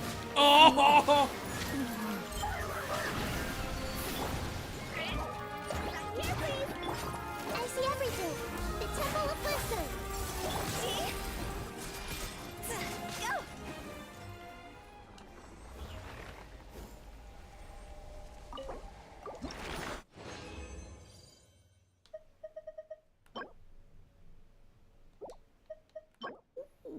Ah, basura.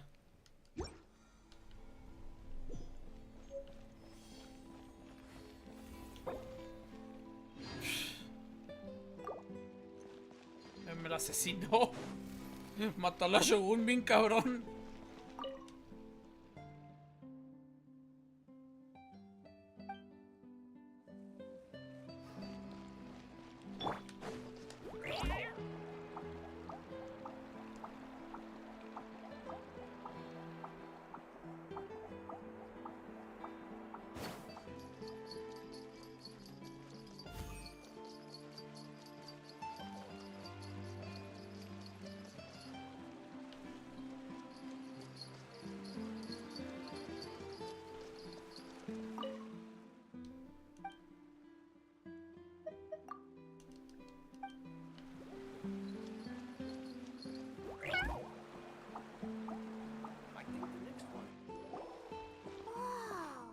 Now this is fancy!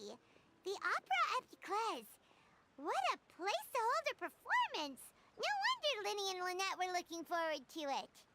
Huh. Looks like there's a lot of people standing around the fountain up ahead. Oh, Archon, please bless us with a bright and healthy child. We pray. I don't know why you always feel the need to ask so much. I'll be happy as long as our child is healthy and lives a peaceful life. I guess if they're our kid, then there's no doubt they'll turn out smart. Maybe this is one of the customs in Fontaine. There sure are a lot of couples here. Vache. What the fuck? What's wrong? Vache. Vache. No, Paimon didn't say anything. Are you hearing things? Welcome to the Fountain of Lucine. All the water flowing through Fontaine converges here.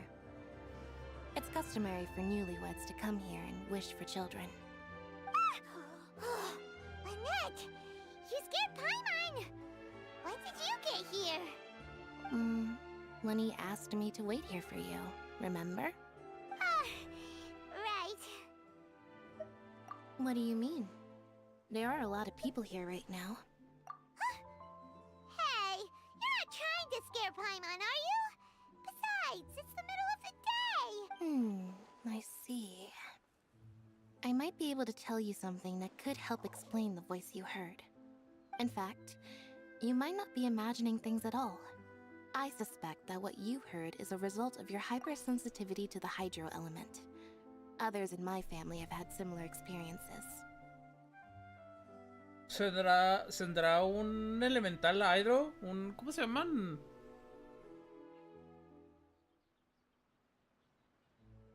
Se me olvidó el nombre de los elementales, pero va a ser eso. It's because of her sensitivity to the hydro element?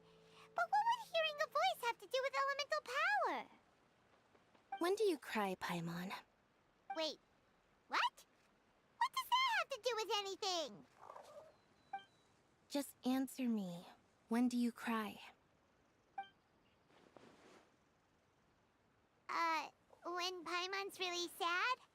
Oh, and when Paimon's super happy. Oh, and also when Paimon's really, really scared. Then you should understand that tears contain your most intense emotions. Like I just mentioned, the Fountain of Lucine is where all the flowing water in Fontaine converges. Even the tears that fall to the ground will eventually gather here. So maybe what you heard was the intense emotion coming from someone's tears. So, what did the voice say? Huh. If you were hearing their emotions, then Paimon wonders what happened to them. Rather than worrying about them, we should worry about my brother first. Don't let that calm look of his fool you. He tends to get pretty nervous just before a performance. So chatting with Linny might help him relax a little before he goes on stage. Oh, right. That makes sense. Let's go in and see Linny. Pero primero...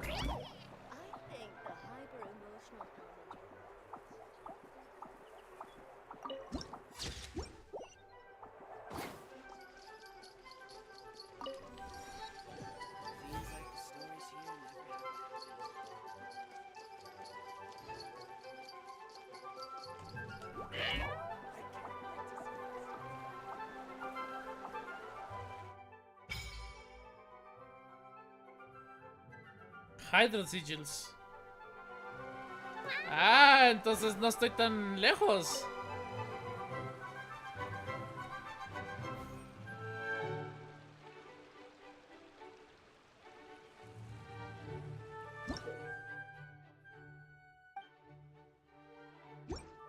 No estoy tan lejos de lo que estoy pensando. Ay, ¿cómo se llaman esas mierdas? Hasta tenemos un pequeño chiquito de esos. Como un acompañante. Hydro algo. Child's Vision.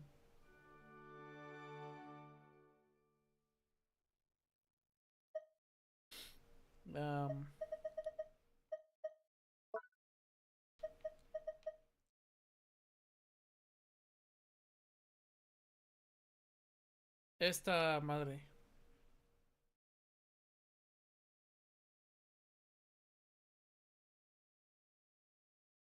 Nomás que no me acuerdo cómo se llaman. Ah, pues viene en el compendio, ¿verdad? Archive.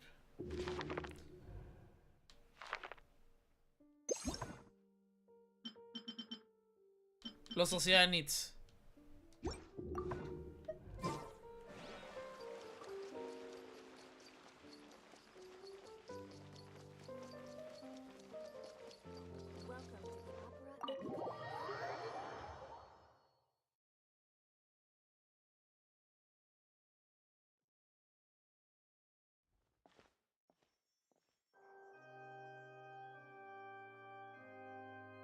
Traveler and Paimon, good to see you. I knew you two would come. Are you kidding? We wouldn't miss it for the world. We've been looking forward to it. I can tell, judging by how early you've arrived. But you're actually right on time. The audience still hasn't started entering the venue yet, which means now is the perfect chance for us to take you to the best seats in the house. Wait just a moment. I'll fetch the tickets.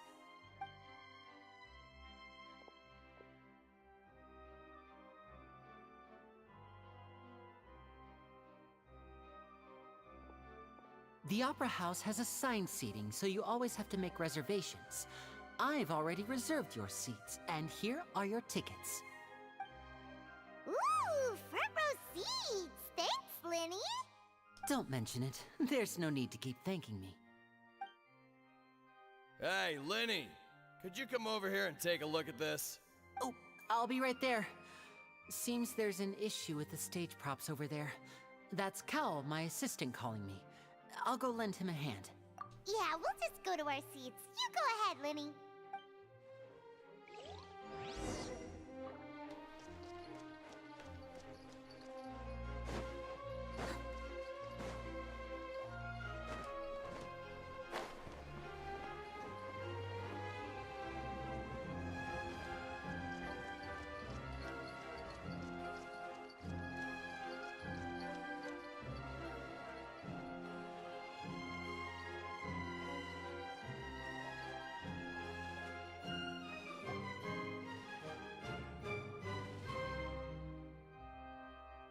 Oh, these should be our seats. Come on, let's sit down.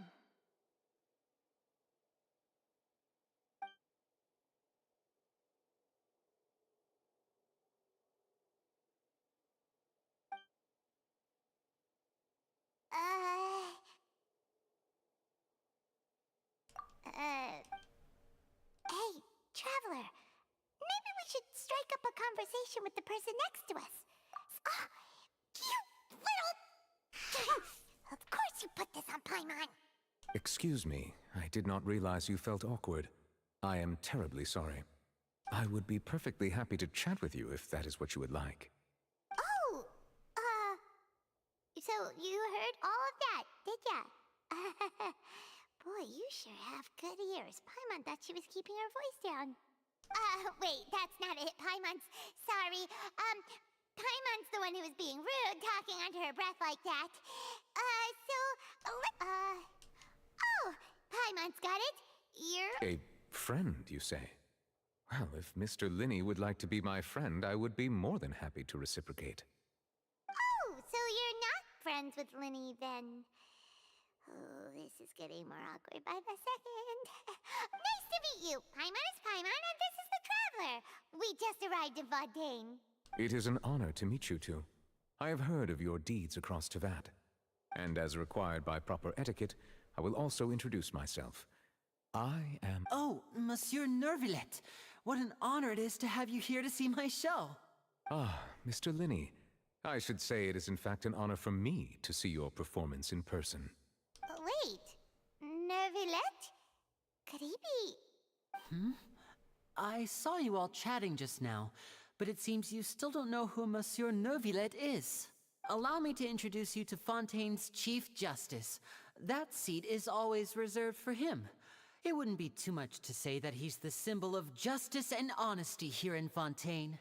Es el juez. Ooh, sorry for being so rude just now. Paimon had no idea you were such an important person. No offense taken. Being Chief Justice is merely what I do for work. Nearly every person has their usual reserved seat, so I'm not so special, really. And by the way, I should probably let you know, even though I would prefer not to, there's someone sitting up there in the VIP seats that has been striking a pose for quite a while now. I believe she is trying to give you a most elegant and impressive first impression. So I think you should take notice of her sooner rather than later. Otherwise, she may become flustered. Huh?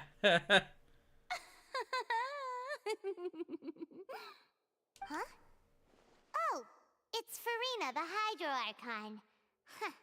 She sure has a smug and satisfied look on her face. Guess she has no idea that— Very good.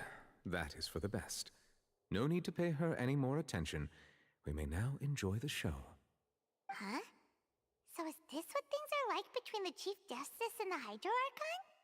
All right, please wait just a moment longer. I've pretty much finished my preparations, and the performance will start as soon as the audience has made their way to their seats. Yay! The show's finally about to start! Paimon can hardly wait!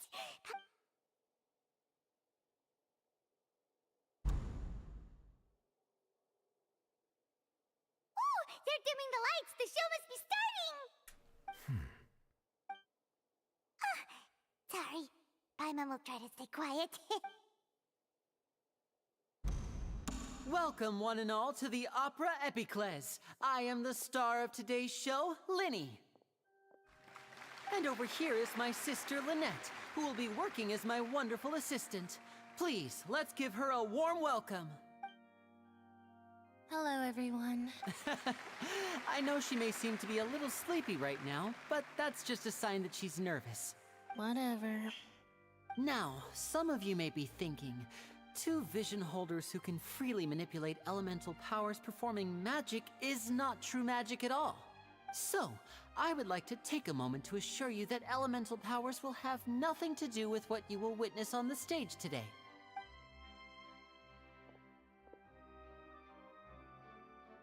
Both Lynette and myself have removed our visions for the show. That way, even the gods won't be able to help us. Oh, good point. That's what makes the show real magic. Now, without further ado, let the show begin. Lynette will now exit the stage to make some preparations.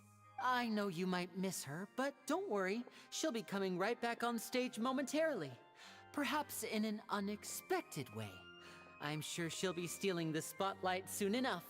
Oh, and before I forget, there's one more thing I should say. You never know what can happen in the blink of an eye. A magician's greatest skill is making things disappear or appear. The possibilities are endless.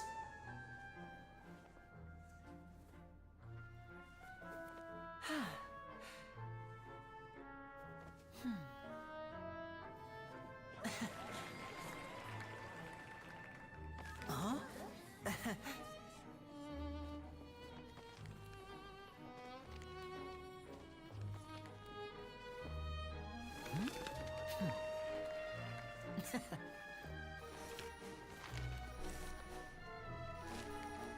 But this isn't what you came for. These little tricks, you've seen them all before. So it's time for something truly extraordinary, don't you think? This one's a little tricky.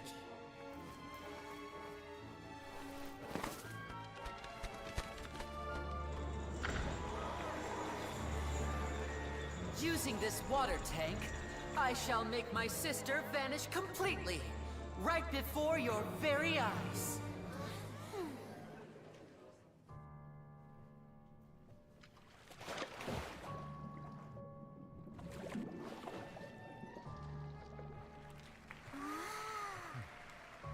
It's actually quite simple. She'll just turn into air bubbles and float right out of the top.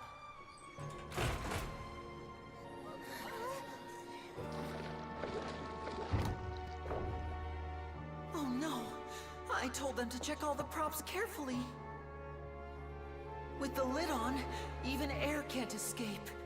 An amateur magician would be getting very nervous right around now. Luckily, it's me on stage, so let me show you what a true virtuoso can do.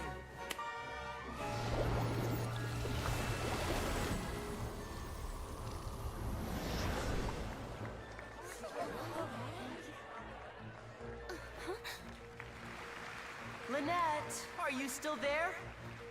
Don't go too far. We don't want to use up all our magic. Hi, I'm back. Uh-huh.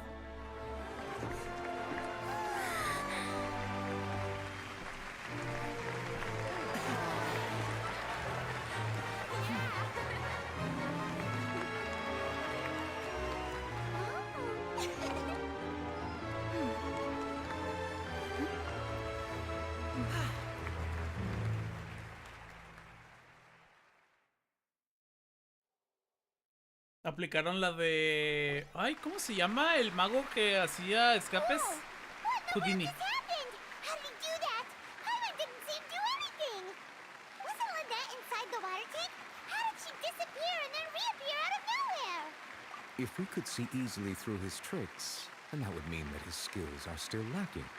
To appreciate magic, you should focus on the show happening on stage, rather than getting caught up in trying to see that which has been intentionally hidden. Guess you're right. Paimon couldn't believe her eyes when Lynette reappeared. Amazing! Thank you everyone. I'm glad you enjoyed that performance. But our magical journey has only just begun. I've prepared even more astonishing surprises for everyone here. The magic of transformation and disappearance can go far beyond what you've just seen. I'm sure many of you are thinking that escaping the water tank was impressive enough. But Lynette is still my assistant after all. In which case, I have ample time to make all necessary preparations.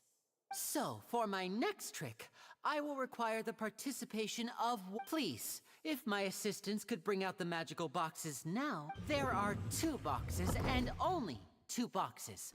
One is here, and one is there in the aisle among the audience. I'm sure many of our clever audience members have already guessed our next magic trick. A swap! Our lucky audience member and I will each enter a magic box. After 1 minute, we will each emerge from the opposite box. Now please, everyone pay very close attention to the box you see here. Don't give me any chance to make a move. Wow! How's he gonna do this? Hey, do you think this is all magic tricks, or does Lenny have actual superpowers? The lucky audience member will be generated by this random number selector. It selects numbers entirely at random. Even I don't know who will be chosen to participate. Now then, let's begin. Let me see. Oh, row 7, seat 3. Congratulations! You now have the chance to experience magic firsthand for an entire minute. Please, come forward. My assistant will take you beside the magic box. I'm sorry, it might be a little cramped inside, but no need to feel nervous. We've carefully arranged everything for you to be as comfortable as possible. You don't need to do anything, but no matter what strange things may happen, don't come out of the box. If the magic is interrupted, who knows where you might end up? You might even find yourself in the Fortress of Meropide.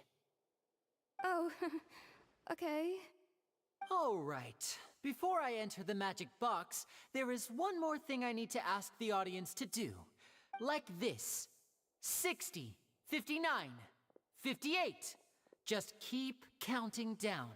You can go a little faster or slower if you like. I won't be able to see anything in the pitch-black box, so I'll be relying on your voices to know when time is up. Oh, and no tricks now. If you quickly count from 60 in just 30 seconds, then I'll be in a tough spot. Ooh! Paimon kinda wants to count faster after hearing him say that! No, that won't do. I can see it in your eyes. You still can't be trusted. Let's practice together. Come on, repeat after me. 60, 59! That's right, perfect. Keep it going. All right, I'll see you all on the other side once you've finished counting. 54, 53, why aren't you counting, Nervalet? I am counting in my head. I think things are exciting enough in here as it is. Merely a consequence of my identity and personality. Do not worry about me. Just enjoy the show. Oh, alright. You look so serious that Paimon thought you might be feeling uncomfortable or something. 40, 30... Mr. Linney, are you all right in there? Is everything ready? Yes, I'm fine. I'm just double-checking the direction of the magic. It would be a disaster if we get sent to the wrong places. For example, mid-air right above the audience. Even though he's saying that, Lenny doesn't seem nervous at all. What was that noise? Did you hear it too? Not sure. Anyway, it doesn't seem like anyone's worried about it. 25, 24, 20... What's wrong, Mr. Linney? I seem to have accidentally knocked over a decoration. I'm trying to fix it, but it's pitch black in here. I can't tell left from right. Never mind the decorations. There's no time for that. No, that's unacceptable. 19! It seems things aren't... It feels like you're all starting to count faster, but that's all right. I know it can be tiring to do such a long countdown. 10 seconds and change is still plenty of time. 10! Almost there now. 8! Swapping 2 people is harder work than you might think. Even a master magician like me can't guarantee I'll get it right the first time. Hey, wait! Is this the back one? I can't tell. They both look the same inside. Huh? No, that's not it. I'll try again. 7. Hey, slow down! Honestly! 5. 4. 3. Whoops! That doesn't count! 0.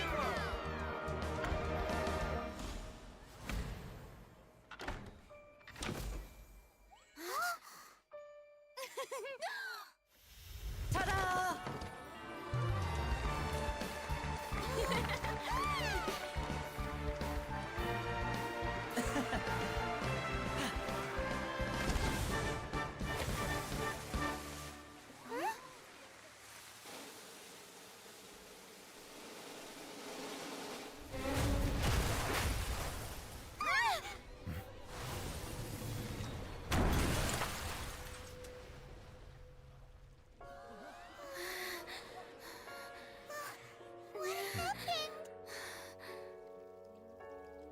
¡A la madre!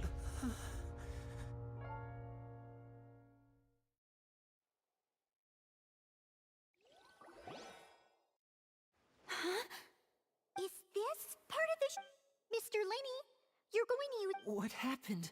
Oh no. Maybe this isn't part of the show. The girl was still in that... This performance is over. Medical staff with me. Guards, secure the scene and detain all the performers. Seal the exits. No one is allowed in or out at this time. Yes, that's right. If this was just an accident, then we must investigate the cause. But if this was all part of some scheme, then those accountable will not escape the judgment of the God of Justice. No need to be alarmed, you two. We'll get to the bottom of this soon enough.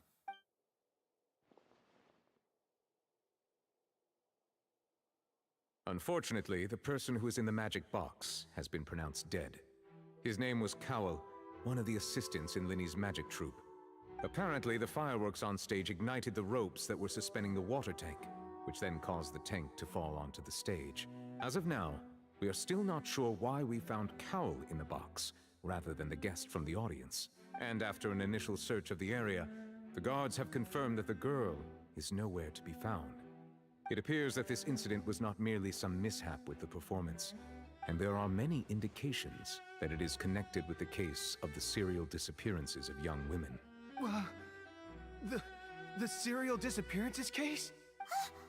That's the case that Charlotte mentioned before.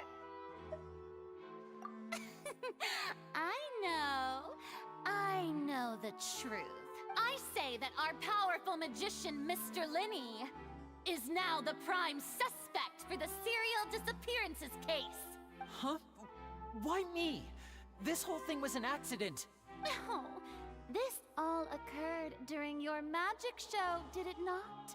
The missing girl disappeared after being chosen, did she not? The deceased is one of your assistants, is he not? Now that I think about it, that whole speech about magicians making things disappear was nothing more... That can't be right! He was in the box on the stage the entire time! We can even hear his voice! Besides, before the show, he told us that he would like to catch the criminal behind the disappearances! Save discussion for a later time, please. Lady Farina, may I assume that your comments just now constitute an accusation against Mr. Linny and his associates, and that you are pressing charges? Huh? I just think that he... Well, I think it might be a little early to talk about formally pressing charges. But what Lady Farina said just now makes perfect sense. A kidnapping and murder carried out... That's right. I mean you, Traveler. You'll support Linny, won't you? After all, he was the one who helped you the first time we met. Then there's no problem at all. You know, the Traveler and I already had a duel the first time we met. But with Linny's help, our little duel ended in a draw. So, no more draws. Between the two of us, there must be a clear winner and loser. And what better place to hold such a riveting showdown and... It wasn't a draw. She obviously lost last time. I understand. Charges have now been pressed, and as such, a trial is in order. Well, Traveler, seems Lady Farina has set you in her sights. But putting her dramatic rhetoric aside for a moment, I would like to ask you, are you willing to act as Mr. Linney's attorney and defend him in this case? Very well. The trial will be held a day from now in the Opera House. Both sides may investigate the scene to build their cases and search for the truth. Linney and his troupe are all potential suspects and shall remain within the Opera House. The audience may begin to leave in an orderly fashion once they have been cleared by the guards. A day isn't that long. Let's see what kind of case this big shot outlander can build in such a short amount of time. I'm really quite looking forward to hearing it. Lo que no sabes es que me chingué todos los Ace Attorney. Puedo con esto.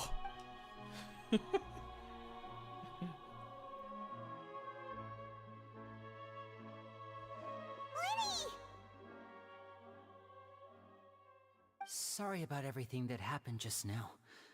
Were you frightened? Of course! Who wouldn't be scared after witnessing an accident like that? Yeah, I'm a little shaken up myself. How could this happen? And poor Cal. I know you already claimed that you would defend me, but now it's just us talking. Tell me, do you think I could possibly be the murderer? Good to hear. Thank you so much for trusting me. I'm sure everyone sees me as the biggest suspect at this point. But if you ask me, the whole thing is mysteries layered upon mysteries, such that all that's left is confusion. I don't know whether what happened there on the stage was purely an accident or not, and I don't know why poor Cal was in the box. As for how that girl chosen from the audience could suddenly disappear, I'm afraid I don't have any answers either. If someone tampered with my performance, then we need to figure out what they did. Even a skilled and knowledgeable magician like myself couldn't pull all that off in just 1 minute. Which is precisely why we need to investigate. As this book says, the impossible could not have happened. Whatever happened must have been that which is possible. Los pinches lentillos, güey. Paimon bought them when we were reading at the bookshop in the city earlier. Pretty cool, huh? Don't worry, Paimon used her own savings to buy them. It wasn't from our travel funds. I think they look cute on you, Paimon. You have good taste, Lynette. That's the right attitude. Feeling depressed isn't going to help me now. I need to get back to my normal self. But with the guards watching our every move, it's going to be especially difficult for Lynette and I to prove our own innocence. Good thing you agreed to be our attorneys. Thanks for that. We'll be counting on you.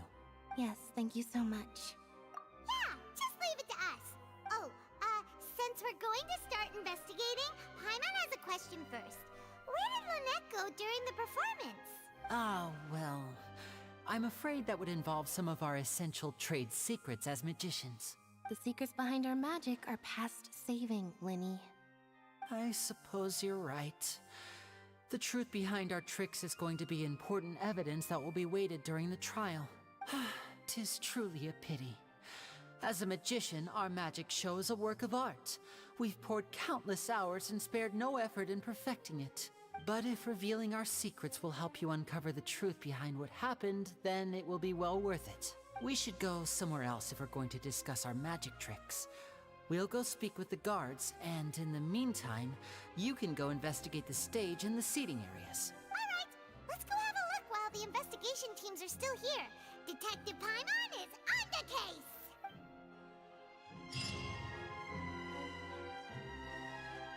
Hello, officer. How's the investigation going? Ah, I see. You must be the traveler that Lady Farina mentioned. Listen, I'll be perfectly honest with you. I'd avoid getting mixed up in this whirlpool of a mess if I were you. Huh? What do you mean? Come with me and you'll see. ¿Qué encontraste? The deceased is one of Linny's assistants, named Cal. Even though he hadn't joined the troupe long, he was hardworking and everyone generally liked him. The assistants are usually in charge of setting up and inspecting the props, as well as assisting with the show and keeping the crowd engaged. ¿Y si recuerdo qué pasó eso? As you probably saw when you were in the audience, the water tank suddenly fell and smashed the box with Cowl inside it. This is the real mystery. We've already searched the scene and were unable to find any traces of the girl. However, if you look carefully, the box was positioned directly under the water tank. The ropes holding the tank were then burned by the pyrotechnics on stage, causing them to snap. No creo que ese es el caso porque los fuegos pirotécnicos no llegan, bueno, no llegan tan alto, pero si hubo una flama muy alta al inicio, no creo que sea suficiente porque la caja estaba encima del tolo, lo que quiere decir que alguien lo tuvo que haber cortado con pyroelemental. All these factors lining up so perfectly makes it hard to see this as a mere accident. If anything, the more logical explanation is that the whole incident was intentionally planned, and Linny is the most likely person to have access to all these areas. But he doesn't have a motive. Are you both good friends of his? Well, you can't say we're good friends, but we've known each other for a little while. So in just a short time, he was not only able to win your trust, but even convince you to act as his attorneys. I know there's no such thing as magic. The real trick of a magician is holding the audience in the palm of their hand. I've seen a lot of cases, and I can tell you that people are the least reliable kind of evidence. Sorry, I tend to be pretty straightforward. Just know that I'm warning you for your own good. Anyway, you may investigate the scene of the crime yourselves if you're curious. Who knows, maybe you'll be able to come up with some new evidence.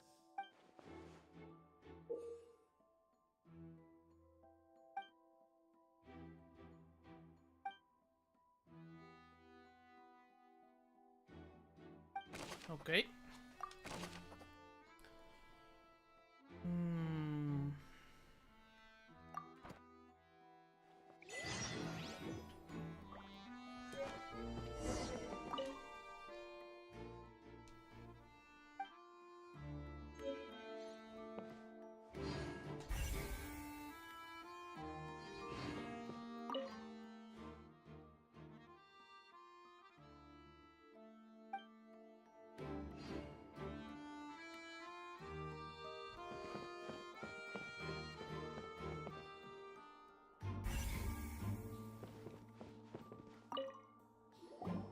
So this is the rope that broke and caused the water tank to fall.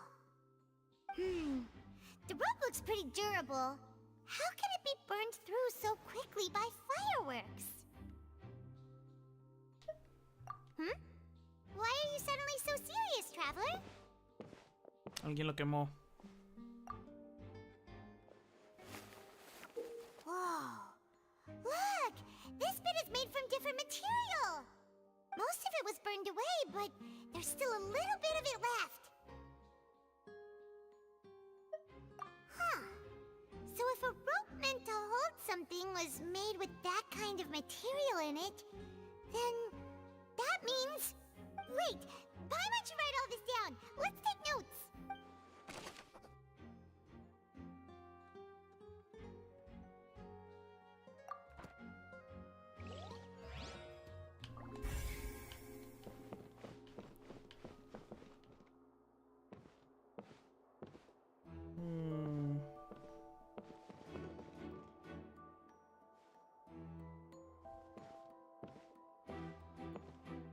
Es solo una, de todas maneras. No creo. No mames, me caí. Lo veo muy difícil. Hello there. What? Oh, this location has also been cordoned off because the Magic Troupe members are currently considered prime suspects. The investigation team is still collecting evidence. The seats were all booked in advance, so we were able to deduce the missing woman's identity by checking the guest list. Sure, it's not like this is confidential information. We will publish it later anyway when we petition the public to help us find the missing person. Her name is Halsey. She's a painter from Fontaine who's made a bit of a name for herself. Apparently, she wasn't a regular at the Opera House, but she'd been feeling some pressure with her work lately, which made her decide to come see the magic show. The magic troupe members all claim not to know her. We have looked into her social connections. It seems that she has no personal grievances or conflicts of interest with the suspects. Simply put, she wasn't related to the magic troupe at all, which matches the features of the previous serial disappearances. Were the victims of previous cases also chosen at random? That's how it seems to us, in any case. Apart from the fact that they were all young women of around the same age range, there really weren't any other connections between them. Okay then. No need to be so formal. If you do happen to see the missing girl, please be sure to contact us. It is of utmost importance that we get to the bottom of these disappearances.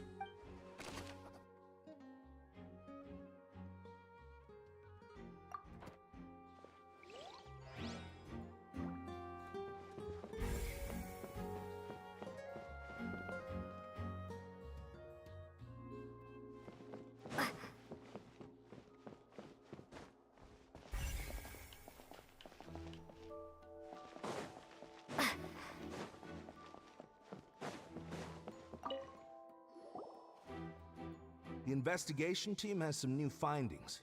Turns out there's an issue with the random number selector after all. See, I told you. What if the machine picked some big guy's seat? You think the murderer would have still made his move then? No. Sorry to interrupt, but we're helping Linny and Lynette with their side of the investigation. What were you saying about the number selector? There's something wrong with it? You're trying to help them? That'll be a tall order. Linny used the machine to pick a random member of the audience during his performance, right? The lucky girl that later disappeared. Well, we thought there might be a serious problem with the machine, so we had it taken away for further inspection. It turns out that the seat number it picked wasn't random at all. The machine picks that same number every time. I'm sure you already know that you have to make a reservation in advance to get a seat, regardless of whether it's a trial or some performance. In other words, Linny knew who would be sitting where from the very beginning. That much checks out. Linny reserved our seats for us too. Bet you see why I was saying it'd be tough to make a case for Linny. Even though it's...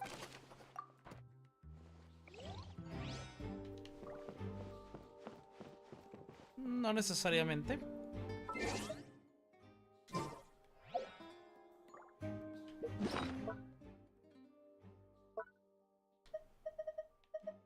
Whoever the murderer was, why would it be... Gosh. Whoever the murderer was, they must have made preparations well beforehand. This rope was obviously tampered with. Yeah, no shit. People needed to register and reserve a seat for the show. That, combined with this number selector, could allow you to pick a young lady instead of some old fogey.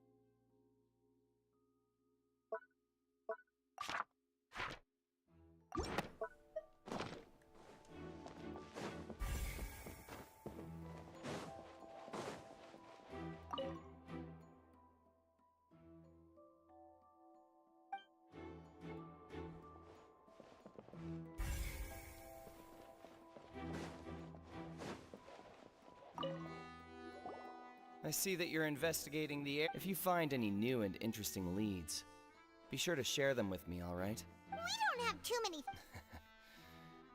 Then why don't I tell you my hypothesis first? The thud? Oh, you mean the sound that happened during the countdown? Yes, exactly. It wasn't terribly loud, but I suspect that most people heard it. It's just that everyone was awaiting the results of Linny's trick with bated breath, so no one paid it much mind. But now that the incident has happened, the thud has become an important clue. I'm of the opinion that it may have been the sound of Linny's accomplice, Lynette perhaps, jumping atop the water tank or something like that. No. And when the pyrotechnics went off, she cut the rope, sending the water tank crashing down. Wait, wasn't the noise we heard too loud for that? Perhaps the balance wasn't right, leading to a particularly rough landing. Oh, that's true. I suppose I must reconsider. Trapdoor. That does remind Una puerta Paimon, debajo. though. What was with that sound?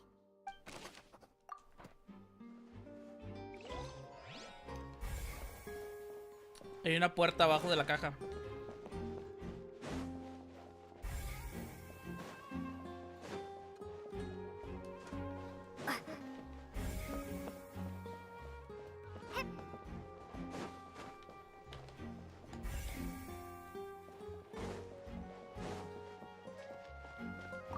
Lenny's still talking to the guards. I think someone... Lenny's still talking to the guards. I think someone will be... Fucking really?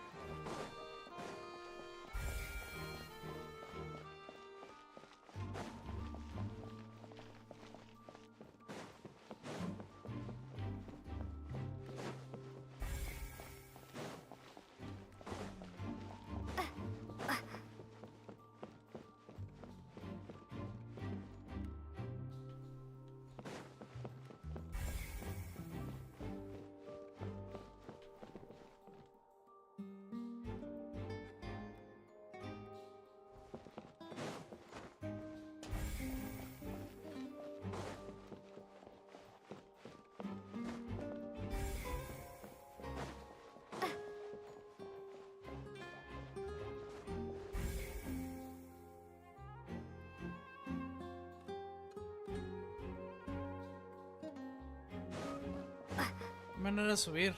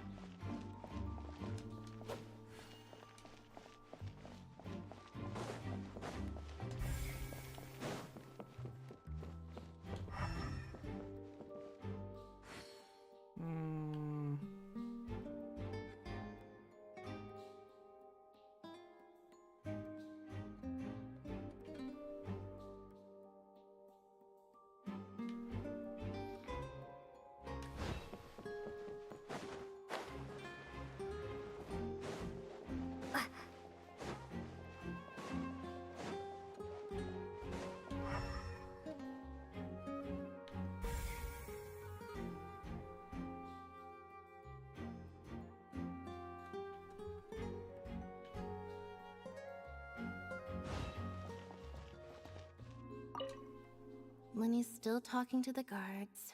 I think someone will be assigned to monitor us later, but...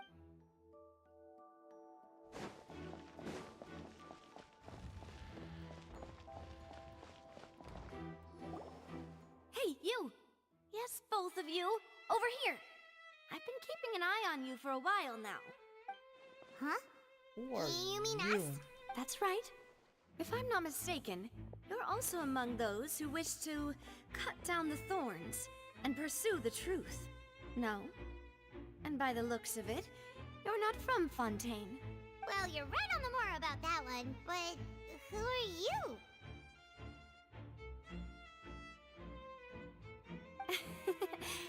Have you never heard of the Spina di Rosula?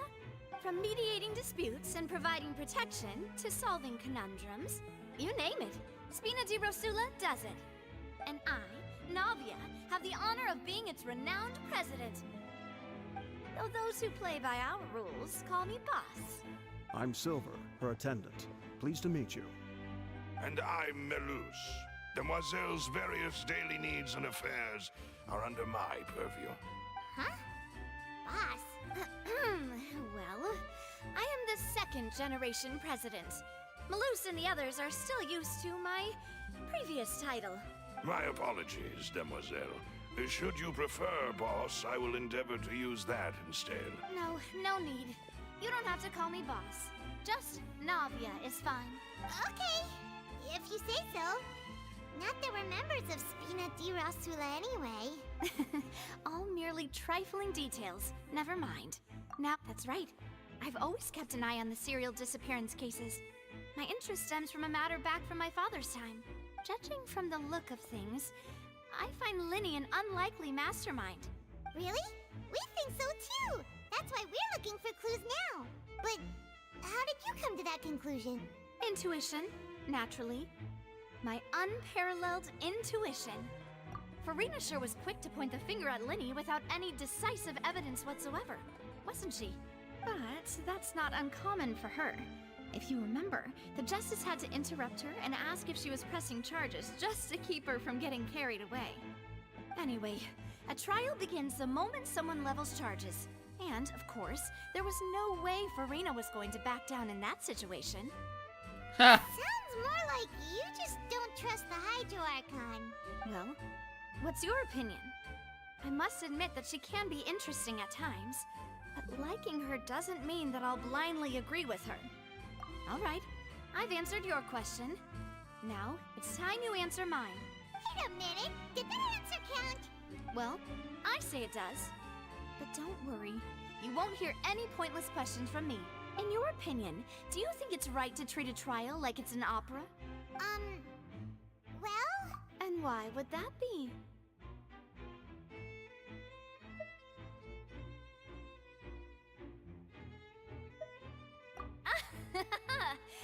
See, Silver and Melus? I told you they'd be different. Most astute of you, Demoiselle. I too think that the Traveler's response was most excellent. No matter how wonderful the script or how fervent the audience's expectations may be, the trials that go on stage here must be based in fact. And if that can be done, boss, then... All right, that's quite enough, Melus. Anyway, I like your answer. Now, I need to make some preparations, following which our joint investigation shall commence. You two shall be my assistants. Wait! Since when did we become assistants? Oh, well, I can be the assistant. That's more like it. Far be it from me to brag, but I believe that Demoiselle's intuition will be instrumental in uncovering the truth. You wish to save a friend from false accusations, and we wish to unravel the disappearances. In this sense, our goals are aligned. You have a point. You're quite the talker, aren't you, mister? And what about you over there? What do you think? You seem like you've got something on your mind.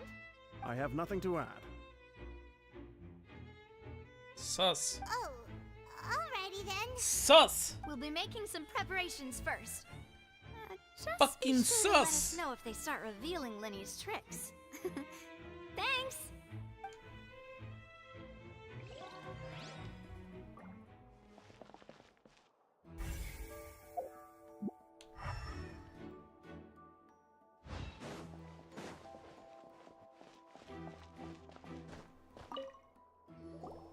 Sorry, but but no one can freely enter or exit the No, we're not leaving.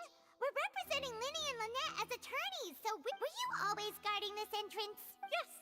After the Chief Justice gave the order, everyone coming in or out must undergo a strict inspection. So, the missing girl couldn't have left from here. At least, not from that point on. I doubt there was much opportunity then, either. How can you be so sure, Well, because I was in charge of security near the entrance at that time, I couldn't see Linny's performance from here, which was quite a shame. Just my luck. But still, I did not abandon my post, and I stayed put no matter how loud the applause was. If someone had so much as even approached the door, I would have noticed it, let alone if they had tried to leave.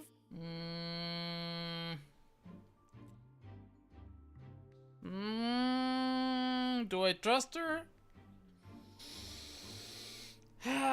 Confío en su testimonio. We Melusines are good at that sort of thing, you know. So, it's safe to say the girl couldn't have left through here.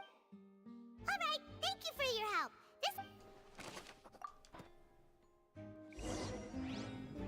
We've checked everything of note here at the performance venue. Dudo. My mom wonders how Linny's discussion with the guards is going. Let's go see, shall we? Ooh, things are getting interesting, huh? We're about to see how magic is made.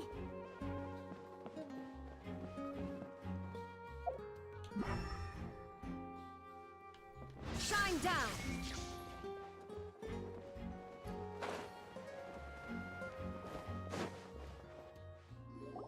Understood.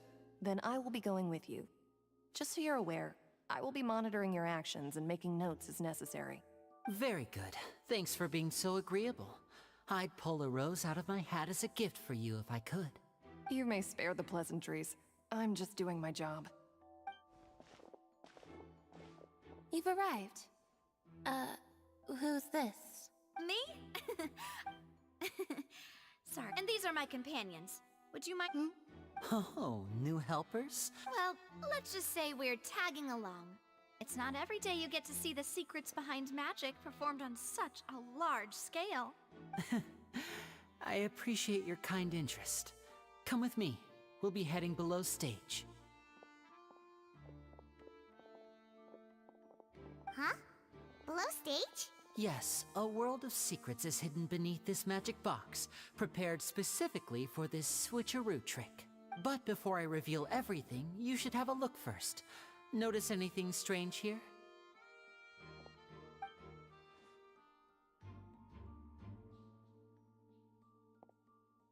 I'm not trying to be dramatic. Remembering the details of a trick will help you understand the methods used to perform it more easily. Huh. Weren't there balloons and other decorations here? Ah, good eye. That said, you're still far from discovering the answer. The back? You mean the inside of the door? What's different about it? Paimon didn't notice anything. Very good indeed. I thought you might not be able to catch that, given that you were sitting in the first row. The back of this door was patterned. Those patterns are now gone, replaced by a smooth wooden board. So, if you put 2 and 2 together, what do you get? Exactly. All right, let's go. I'll tell you how it works as we head down. Oh, so there was a passageway under the magic box! I knew you'd figure out most of it as soon as you saw this place. The 2 magic boxes are positioned right above the 2 entrances of the tunnel. See this flatbed trolley? The box with the lucky audience member in it would be shuttled over to the other side using the trolley. This trolley can raise and lower and even rotate, ensuring that the box will face in the right direction. I see. So that's the purpose of the box inside another box. Precisely. The inner box would descend after the audience member was put inside and be moved along the trolley, all while the outer box would remain on stage as if nothing had ever changed. So that's how you did it! Once the box was lowered, the trolley would store some energy through this device here, with which it would complete the rest of the steps. The audience member would only be able to feel some slight movements in the dark, and by the time she walked out, she would already be back on stage. Right! You were talking that whole time, and you even came out for a moment near the end! Ah, yes. A phonograph operated by Lynette was used to achieve that effect. My assistant and I had already scripted our conversation beforehand. When the countdown began, I had already gone to the opposite box via a tunnel using that ladder. And what about Lynette? Where was she? I was in the mezzanine space in the back of the box. Oh, interesting! That's how we were able to coordinate Linny's lines with the assistant. And by the way, I was the one who walked out of the box at the end. I mean, we are twins. All it takes is a change of clothes and no one can tell who's who. And that's my favorite part of this trick. Only Lynette and I can perform it. So that's how it all worked! Wow! Every detail you revealed was more amazing than the last! Lynette would briefly walk out of the box and then go back in, jumping into the tunnel and escaping before the box on the trolley could finish ascending. And then I walk out of the other box in the audience area, and the trick would be complete. The operative word here being would. But as you saw, Cal was in the box, not our audience member. She, on the other hand, mysteriously vanished. We really don't know how that happened. If not for that interlude, this would have been an astonishing trick. I probably never would have figured out how you pulled it off. And yet, to think that someone was able to use this magic trick to commit a crime.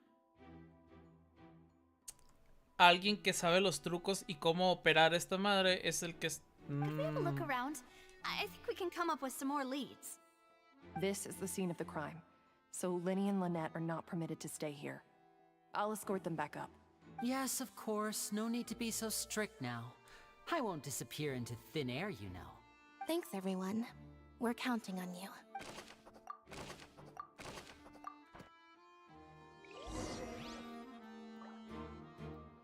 Tiene que haber sido alguien que ya sabía de la existencia de esto.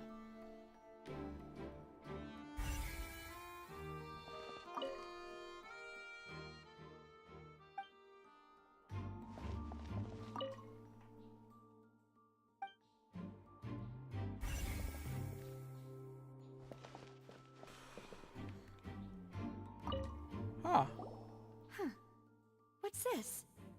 Looks like a hook tied to the end of a rope. Huh? There's all kinds of odds and ends here. Perhaps it was a prop for a different trick. But why would it have been left here? Whatever it is, let's make a note of it first.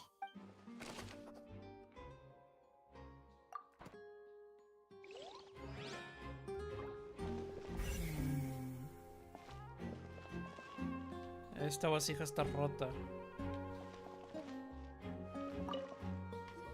¿Por qué? The floor is wet. Please be careful not to slip.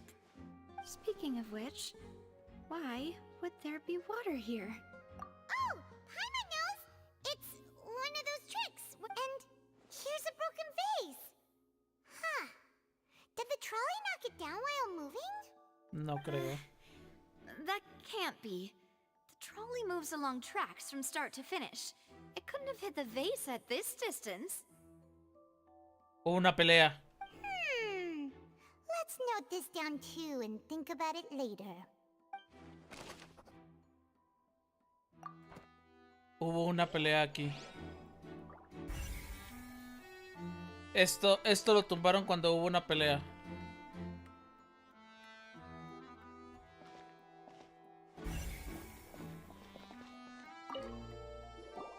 Oh, these are the clothes that the lady chosen from the audience was wearing, right? Her clothes are here, but she's nowhere to be found.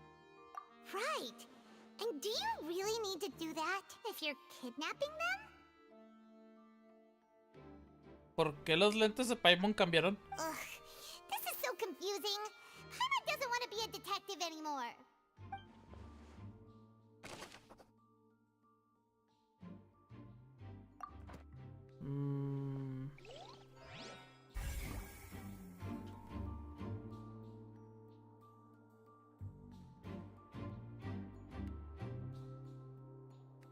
También hay otra posibilidad. Puede que sea un elemental de agua.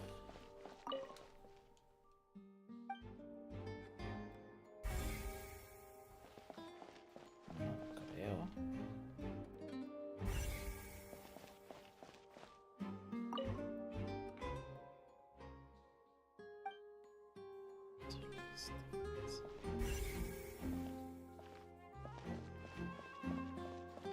Oh, what the fuck? Una ventila. What is this place? It seems someone could fit through here. Huh. Could this have been the suspect's escape route? ¿Hay alguna manera en que podamos ver si se puede remover o está forzado? Alone, perhaps. But if they had to pull another person with them, the space would be too narrow. But there are no other ways in or out of here.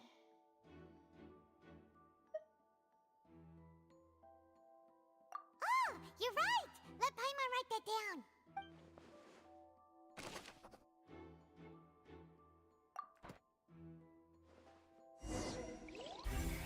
Seems we're just about done.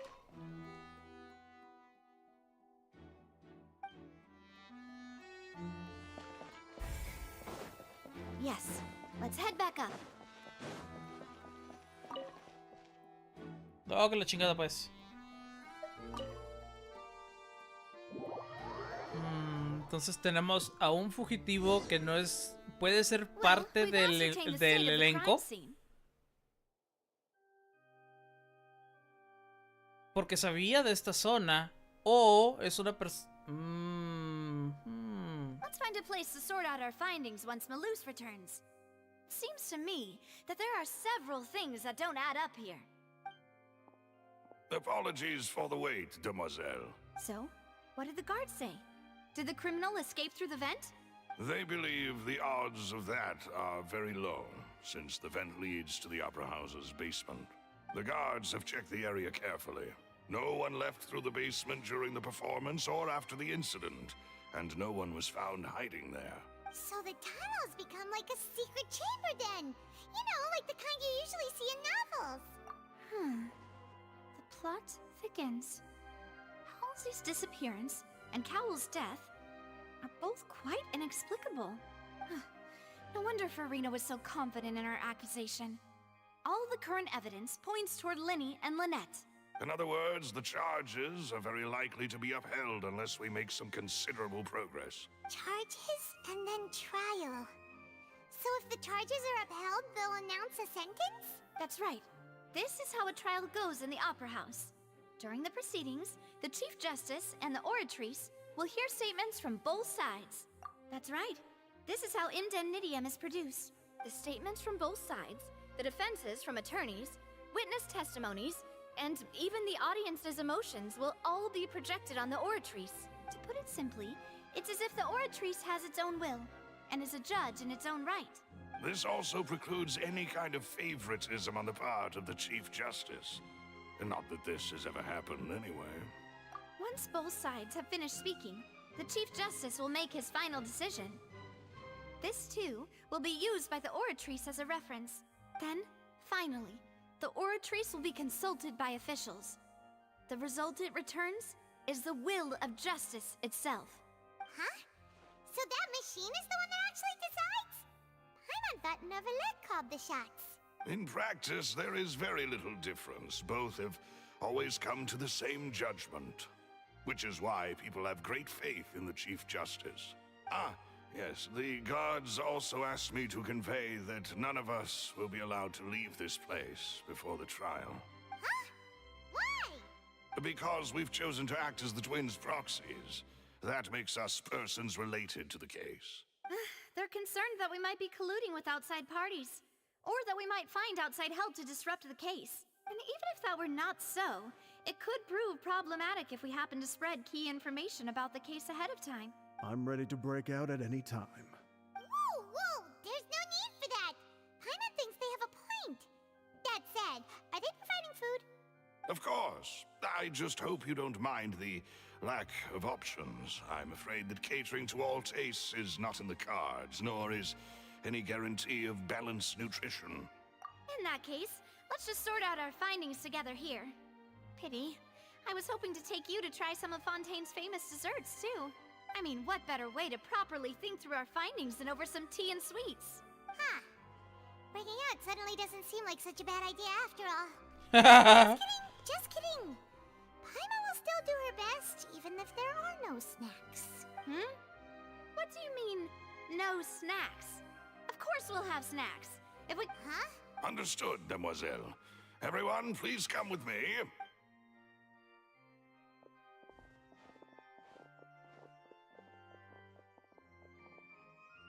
Wait, you're carrying a portable stove with you? Yes, I must be prepared to meet the demoiselle's baking needs whenever the fancy strikes her. I have eggs, sugar, and almonds at the ready. Good work, you two. Then I'll get to it. These three are quite the interesting group. Macaroons! And Paimon thought it smelled good while it was still in the oven.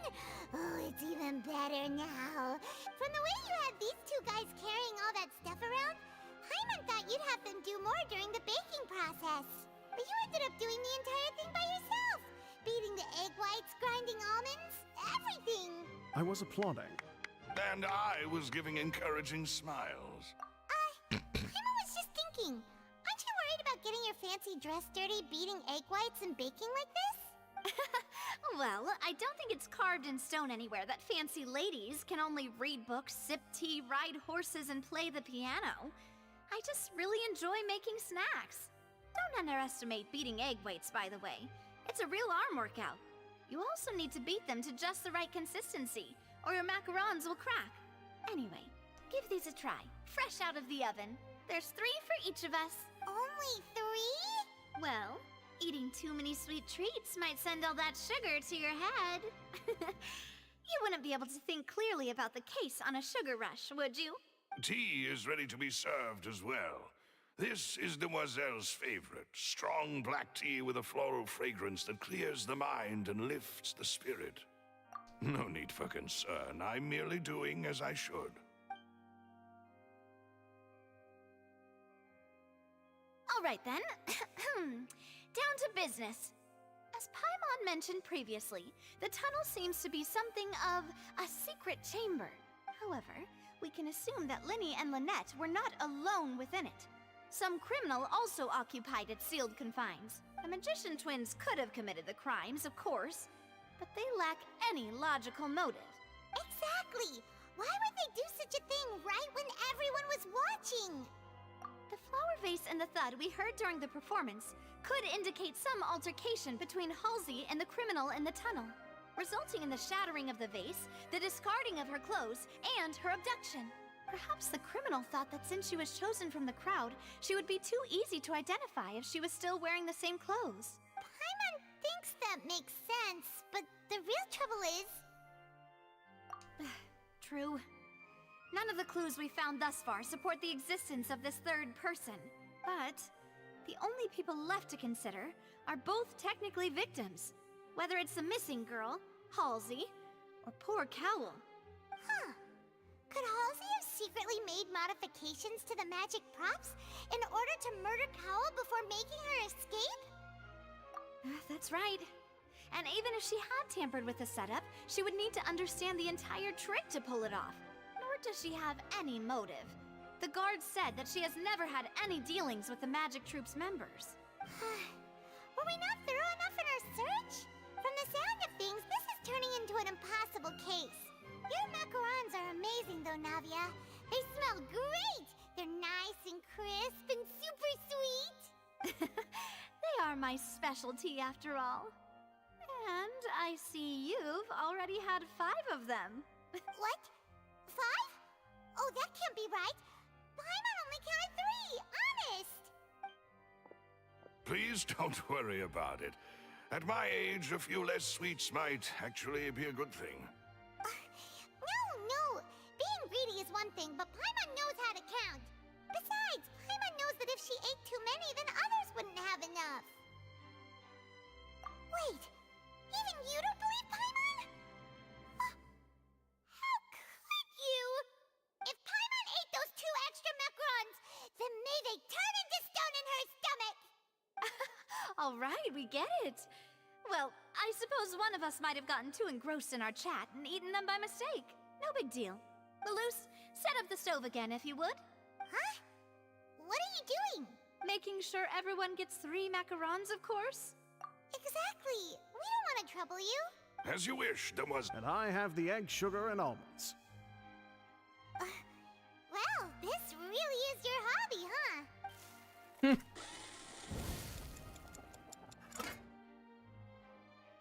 Well, that's it for snack time. I'm going to have another look around the area. I don't know what we're looking for yet, but we've still got some time. As attorneys, I suggest the two of you think the case over again. It would be awkward if you got all tongue-tied on stage during the trial. All right, thanks for your help. It was nothing. A small task for the Spina di Rosula. Silver, Malus, it's time to go. I'll be back if I find anything new.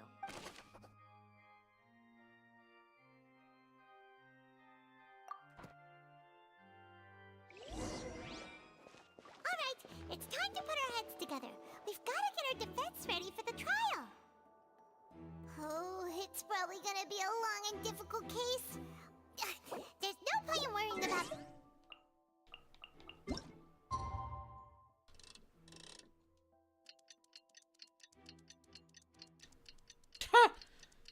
Se puso ahí una madre para... ¿cómo se llama? Ver. Esta madre. What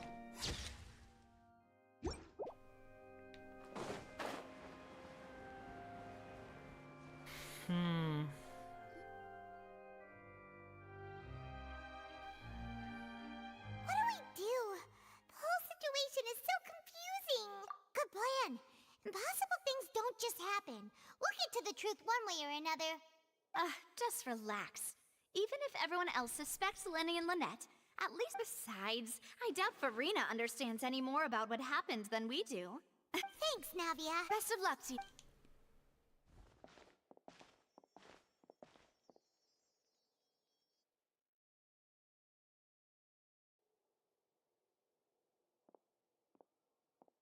Ah, finally, you're back. Well, how did your investigation go? To be honest, you might be disappointed. No. We're already very grateful that you were willing to help. Well now, don't you all look disappointed? That was to be expected, of course. But don't let that stop you. I shall be terribly disappointed should you, my most anticipated foe, concede so easily. Since both parties are present, I declare that the trial regarding the magic show incident is now in session. Firstly, in order for the audience to understand the causes and results of the incident, could we please have Mr. Linney explain the trick? Yes, of course. I will explain while Lynette demonstrates on stage. All the necessary items have been prepared.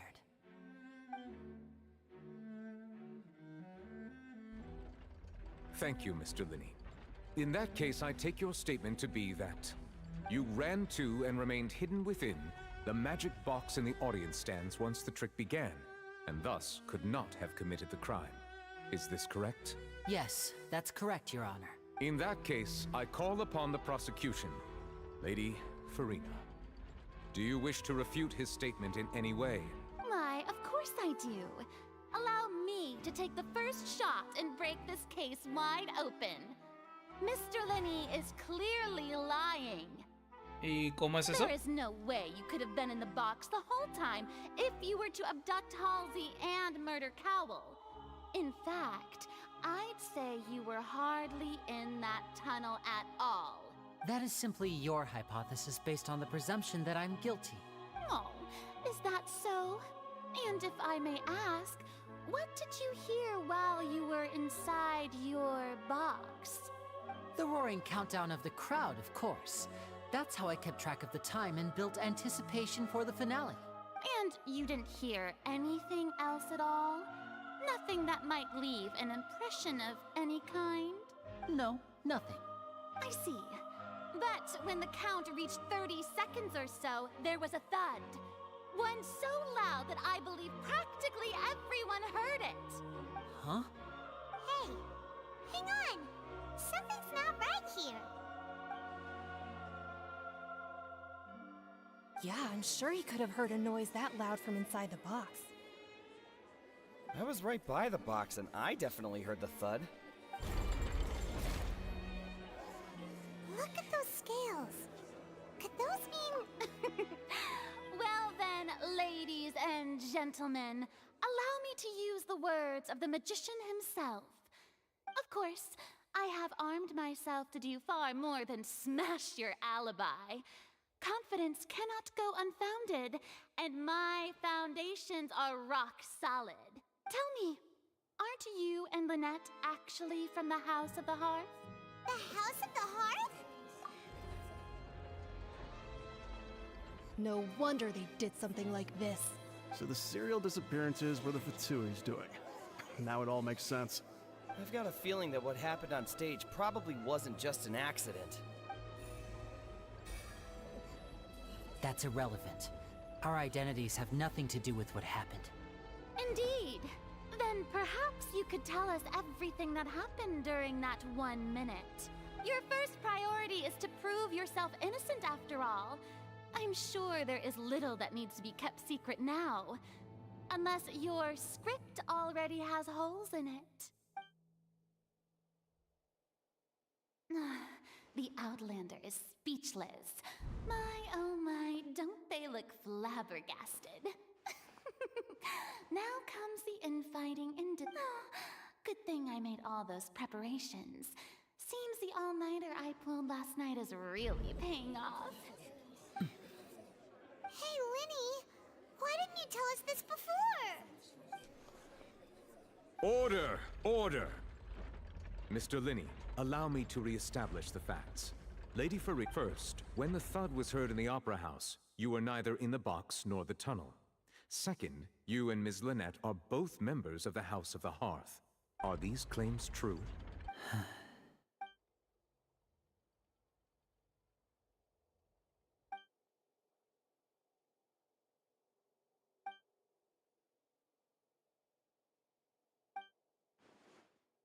Please answer my question. I'm sorry. Yes, they're true, Your Honor. I knew it! Well, that's it. What should we do now? Granted. In that case, what is your request? Is that really necessary? The defendant deceived their own attorneys. Order! Order! Your request is reasonable, and we shall adjourn. This trial will reconvene in 1 hour. So you would stick to Mr. Linney's defense even after... In that case, my dear audience... Me está cayendo gorda.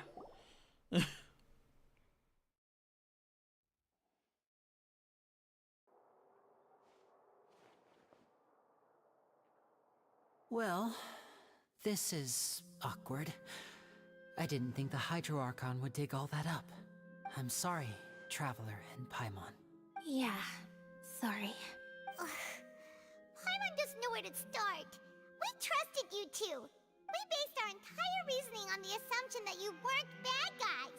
Not to set the wrong tone or anything, but Paimon's really mad! I'm very sorry. I know you're angry, and reasonably so, but please, let me explain. I know you've clashed with the Fatui several times before. I wouldn't be surprised if just hearing the word is enough to make you upset. But our organization is very, very large, and the Harbingers have very different personalities and goals. Right now, we want to save people. As many as we can. That's right. I'm sure we're on the same page when it comes to this nation and the disaster that its people might face. I knew if it weren't for our respective identities, we could become good friends. That's why I didn't wish to flat out lie to you, but chose to hide some details instead. The truth is very important, but being completely transparent about everything would see us spending more effort than we need to. Right. So, you be the judge. Heck, if I were you, I fear that I'd even struggle to trust me at this point. You met a Fatus who works as a magician, a trickster by trade. All by coincidence, too. But still, I'm asking you to trust me. I am no criminal. At least, not in this case. Sorry. Please forgive us. Well, you both say that, but... Right. Let's hear your answer first, and no lies now. Of course. I'll answer any question you ask. We've been trying to find out how the Oratrice operates. We want to know why it has a consciousness. Why can it deliver sentences accurately? During our investigations, we learned that the machine's core is beneath it. From that moment on, Lynette and I have been designing this box swap trick with the objective of getting close to the core. Is that why you needed a whole minute? That's right. In truth, the audience would take about 75 seconds to count down from 60, while I would only need 15 to get to the opposite box. So, after jumping into the tunnel, I accessed the Opera House basement via the vent, and went to investigate the room in which the core is stored. That air vent was created during the construction of the tunnel specifically to execute this step.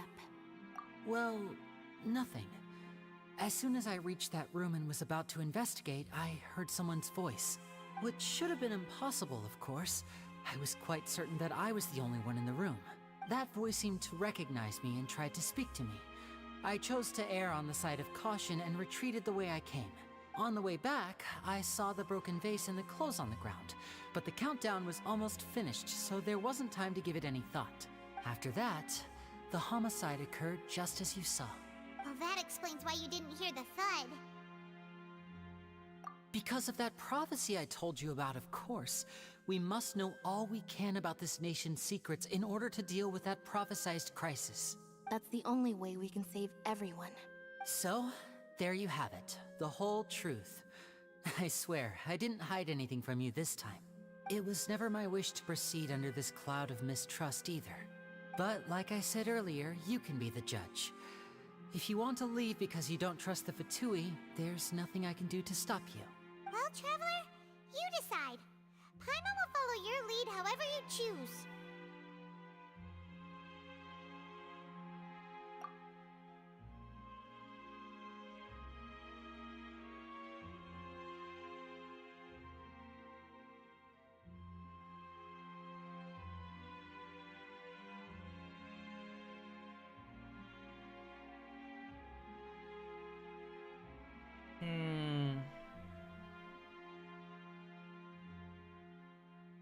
El problema es que se van a meter en otro delito. Okay, thank you. Pero no es relacionado a este caso y puede ser puesto en marcha en otro tiempo. Thanks for giving us a chance. The current problem is that the scales are tipped pretty badly against you two. If we want to refute the Hydro Archon's accusations, we're gonna need a seriously watertight defense. Huh? Oh, Paimon thinks she gets what you mean.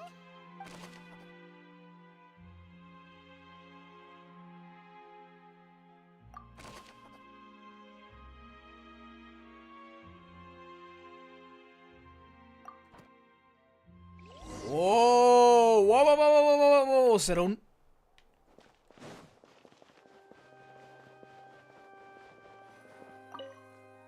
Acabo de recordar algo.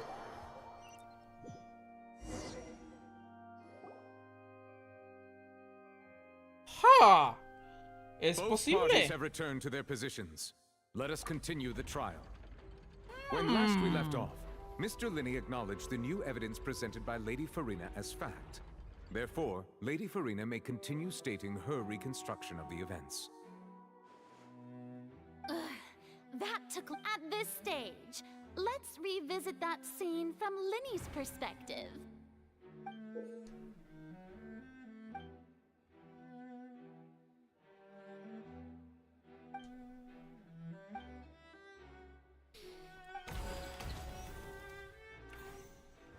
As the countdown began, he entered the tunnel.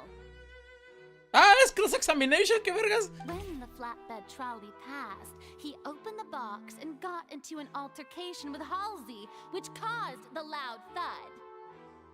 He did not realize that the sound could be heard by everyone in the opera house, which is why he claimed earlier that he could not hear the sound. Finally, he used the vase to knock her out, before making her change clothes to prevent others from recognizing her. At this time, Cowell arrived in the tunnel, having heard that strange noise, and caught Linney red-handed. Ok. no tiene sentido porque ¿dónde está el cuerpo? So Linny proceeded to knock him out too before stuffing him into that box. Afterward, Linny passed the unconscious Halsey to his accomplice through the magic box in the audience stands, before operating the devices such that Cowl's death would be ruled an accident. And there you have it. That's the truth behind what happened. ¿Y el cuerpo? Does the defendant's side have any objections to Lady Farina's description of the events? The key to refuting Lady Farina is the order of events. What Linny experienced and what he saw.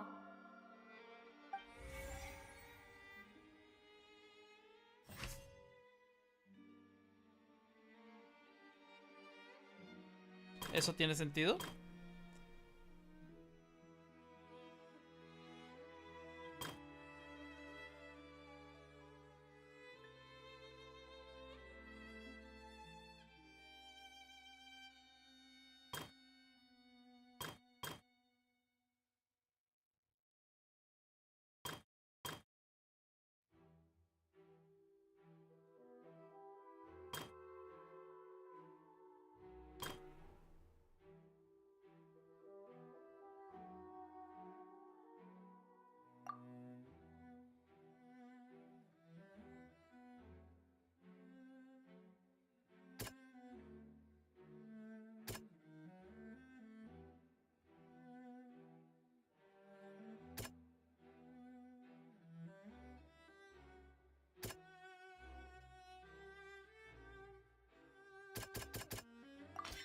According to Linny, he left via the vent after entering the tunnel.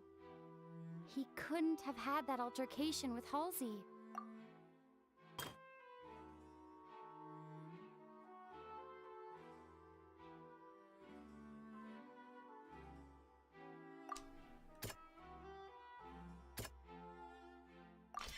Linny went to the room that contains the Oratrice's core. This is the actual truth.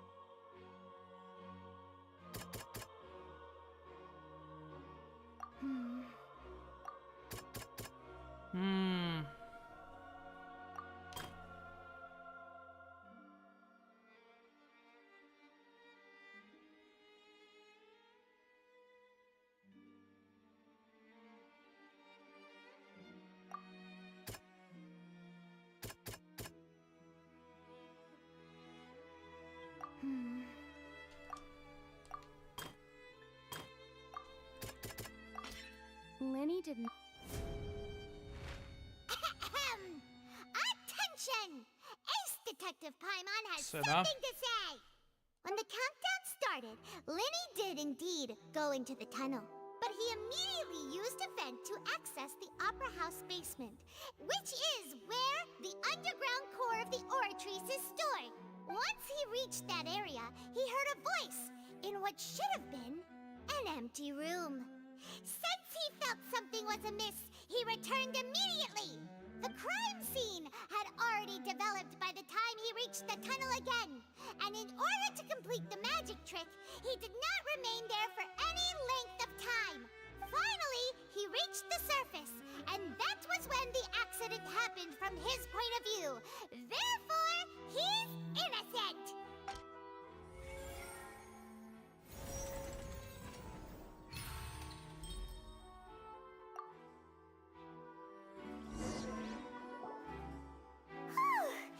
Paimon did it! Paimon actually managed to say all that! Wasn't it awesome? In other words, you believe that he knew nothing of the incident? That's right! my reasoning?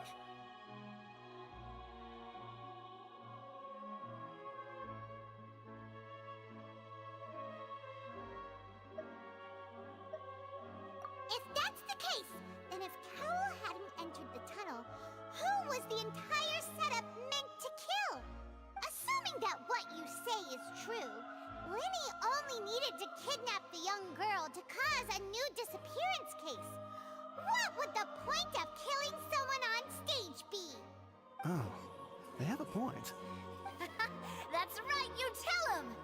And that's why they're partners of mine. Oh, well, your denial is very strident, I'll give you that. But what proof do you have to back your claims? Of course I do. If he had been in the magic box the whole time, how could he have not heard that sound? Why do you ask?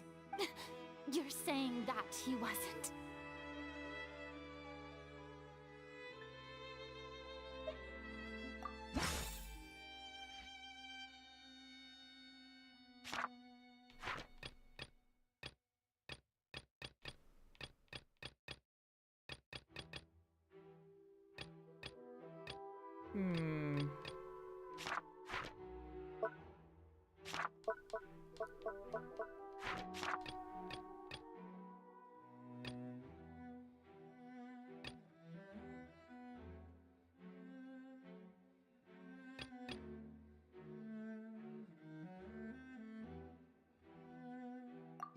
Are you sure we don't need to give this more thought?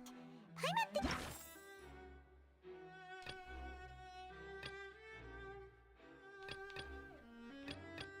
¿Será el sonido? Are you sure we don't need to give this... Sí, va a ser el sonido. Fucking shit. That's right! Linny wasn't in the box or in the tunnel. That's why he didn't hear anything strange during the performance. This means that when the crime happened, Linny had already entered the basement via the vent. The same clue you used to disprove his alibi has now become the best proof! To think you'd use such logic. Well then, if it wasn't Linny who committed the crimes, then who was it?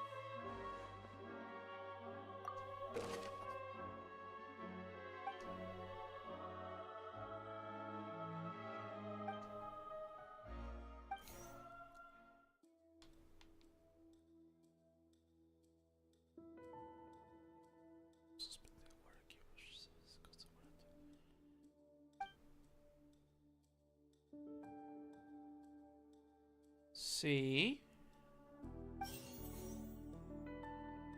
Linny que Petito the kind of how this is supposed to work by using the box instead of the box. The idea was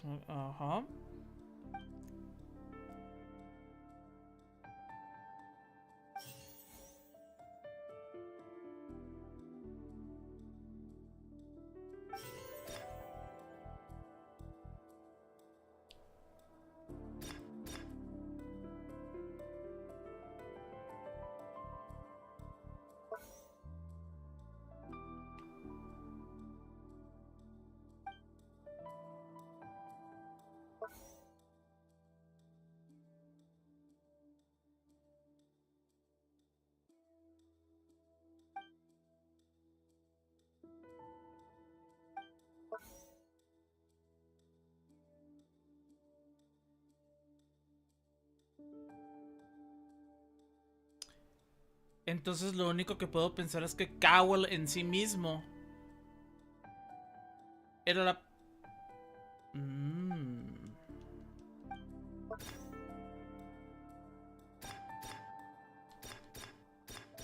Could there have been a third person involved? Is that really a possibility? No.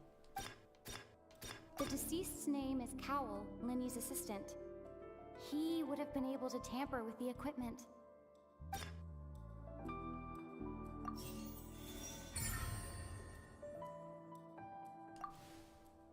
Porque tenía que ser una persona que sabía cómo funciona todo. That can't be right. Oh, is that... What I must do next is recreate the truth. what Cowell did, and how he went from would-be perpetrator to victim. No one entered or left the opera house through its entrances. So, where would the criminal have wanted to take Halsey?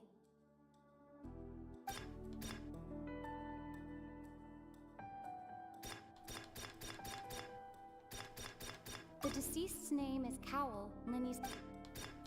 The sound we heard may have come from a clash between the It would have been tough for both people to fit into that vent. They would likely have bumped into Linny as well. Linny was not in the tunnel at that moment, which gave our criminal ample time. The deceased's name is Cowell. No one entered or left the opera house through its entrances. So, where would the criminal have wanted to take Halsey? It would have been tough for both people to... Oh. Oh. It would have been tough for both people... The deceased's name is Cowell, Linny's assistant.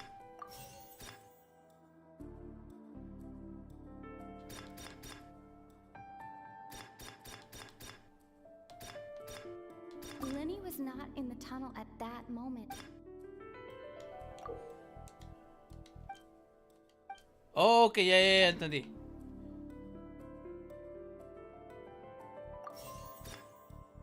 The deceased's name is Cowell, Linny's assistant. Halsey's clothing was in the... The sound we heard may have come from a clap. It would have been tough for both people to fit into... The deceased's name is Cowell. Where did the missing Halsey go? It would have been tough for both people to fit into that vent. No one entered or left the opera house through its entrances. So, where would the criminal have wanted to take Halsey? Halsey's clothing was in the tunnel. So, there must have been some fear that she would attract attention.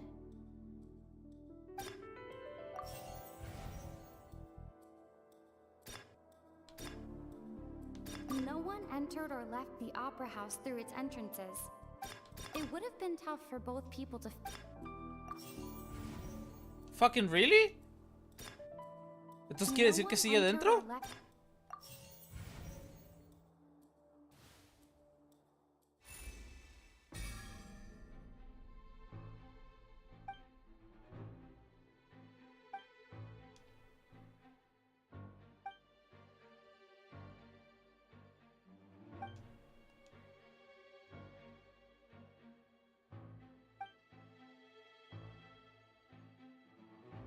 What's wrong, Traveler? Are you still having trouble figuring things out? I see. Look, since we're at a dead end, why not consider a different track? Just like the trick as it transpired, the end result must have been utterly different from the magician's initial design. If only we knew how Halsey disappeared. Well, that would be nice, but the tunnel only has 3 exits, and none of them seem very likely. And it's not like this is a magic trick where you can just make a real live person disappear. You know, like you did from that water tank, Lynette. Excuse my interruption, dear opponent.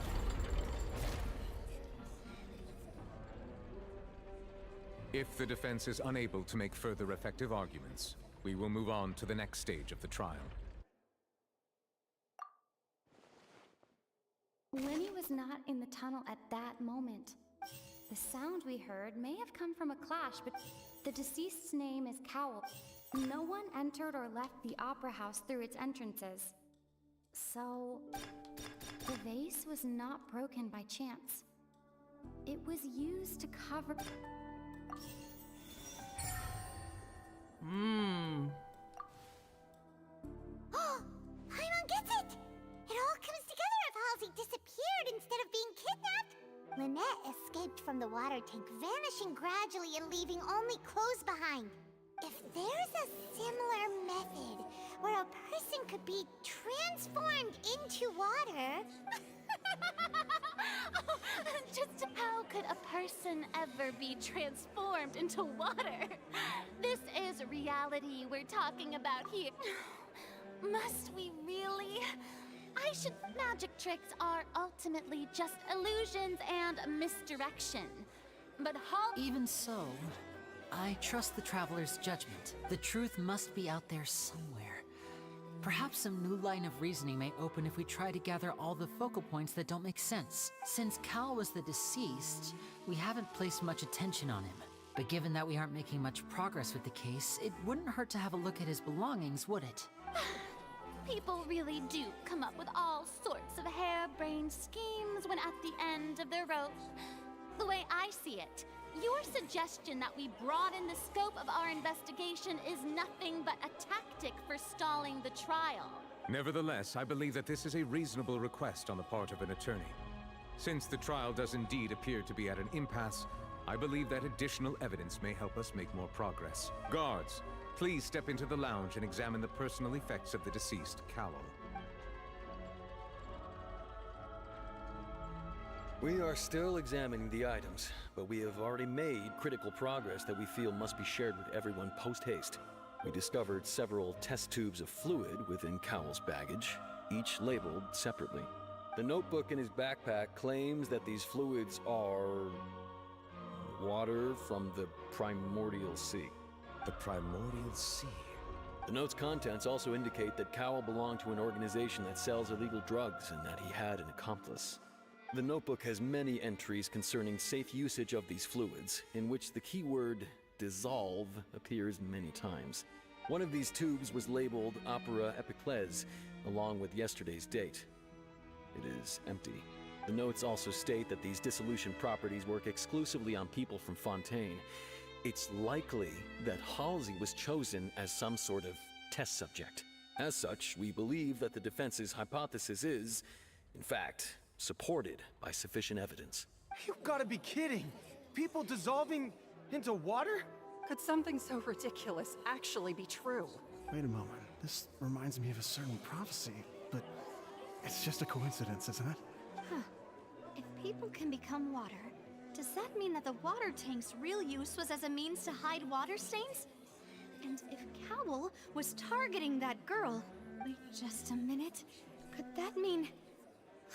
You two, with me, quick! Demoiselle, wait! What about your partners? Let's go. Just trust me. Order! Order! It is undeniable that further examination of the deceased's personal effects has yielded some surprising results. But we cannot yet verify the veracity of these clues. Still, let us assume that these clues are indeed authentic, albeit with the understanding that Ms. Halsey has yet to be found.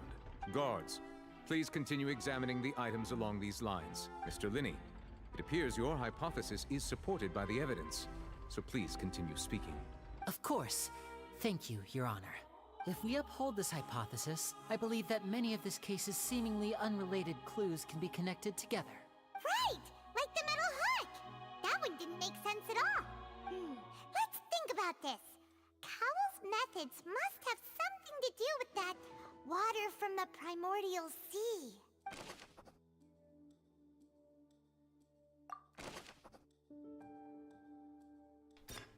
The deceased's name is Cowell.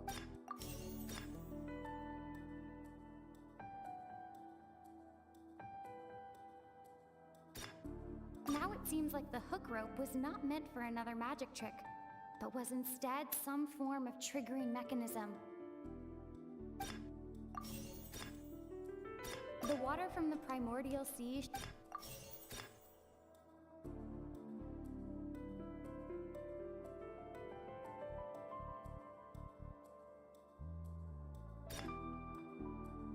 I remember there was something else within the inner layer of that box. Lynette was in the magic box on stage the entire time. Did she have something to do with this?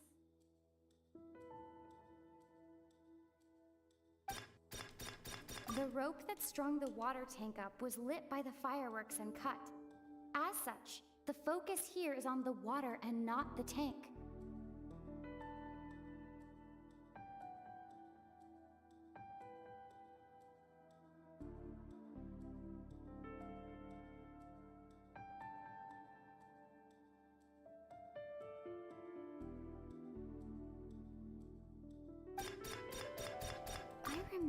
there was something else within the inner layer of that box. Sí. Hace la caja.